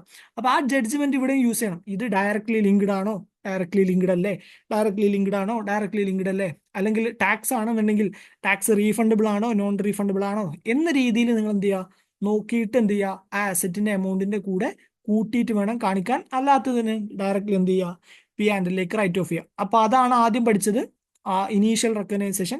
പിന്നെ അതിനുശേഷം ഞാൻ പറഞ്ഞു, ഇനീഷ്യലി നമ്മളൊരു ഫിക്സഡ് അസറ്റ് റെക്കഗ്നൈസ് ചെയ്ത് കഴിഞ്ഞാൽ പിന്നെ നമുക്ക് എപ്പോഴാണ് ജോലി വരിക, ആ അസറ്റ് യൂസ് ചെയ്യുന്ന സമയത്ത്, ഒരു വർഷം ഉപയോഗിച്ച് കഴിയുന്ന സമയത്ത്, ഇയർ എൻഡ് ആവുന്ന സമയത്ത് നമ്മൾ എന്ത് ചെയ്യേണ്ടി വരും, ഡിപ്രീസിയേഷൻ കാണിക്കേണ്ടി വരും. ആ ഡിപ്രീസിയേഷൻ റിലേറ്റഡ് ടോപ്പിക്കിലാണ് നമ്മൾ എത്തി നിൽക്കുന്നത്. ഓക്കെ, അത് നമുക്ക് എന്ത് ചെയ്യാം, നാളെ ബാക്കി ഡിസ്കസ് ചെയ്യാം. SLM ഉം WDV ഒക്കെ നാളെ ഡിസ്കസ് ചെയ്യാം. അപ്പൊ ഇന്ന് ഡിസ്കസ് ചെയ്തതിൽ എന്തെങ്കിലും ഡൗട്ട് ആർക്കെങ്കിലും ഉണ്ടോ, ഇന്ന് പറഞ്ഞതിൽ ഏതെങ്കിലും മനസ്സിലാവത്തുണ്ടോ? നമ്മൾ പറഞ്ഞതിൽ ഏതെങ്കിലും മനസ്സിലാവത്തുണ്ടോ ആർക്കെങ്കിലും? ഓക്കെയാണ്. ഓക്കെ അല്ലേ എല്ലാവർക്കും? ഞാൻ ചോദിക്കാത്ത ഞാൻ ഒരു കുഴപ്പമൊന്നുമില്ലല്ലോ, എല്ലാവർക്കും ഓക്കെ അല്ലേ? സമീർ, റിൻഷാദ് ഒക്കെ ഓക്കെ അല്ലേ? സിറാജുദ്ദീൻ ഒക്കെ ഓക്കെ അല്ലേ?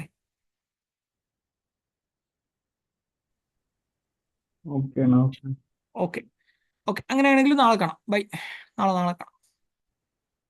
ശരി, thank you sir. Thank you.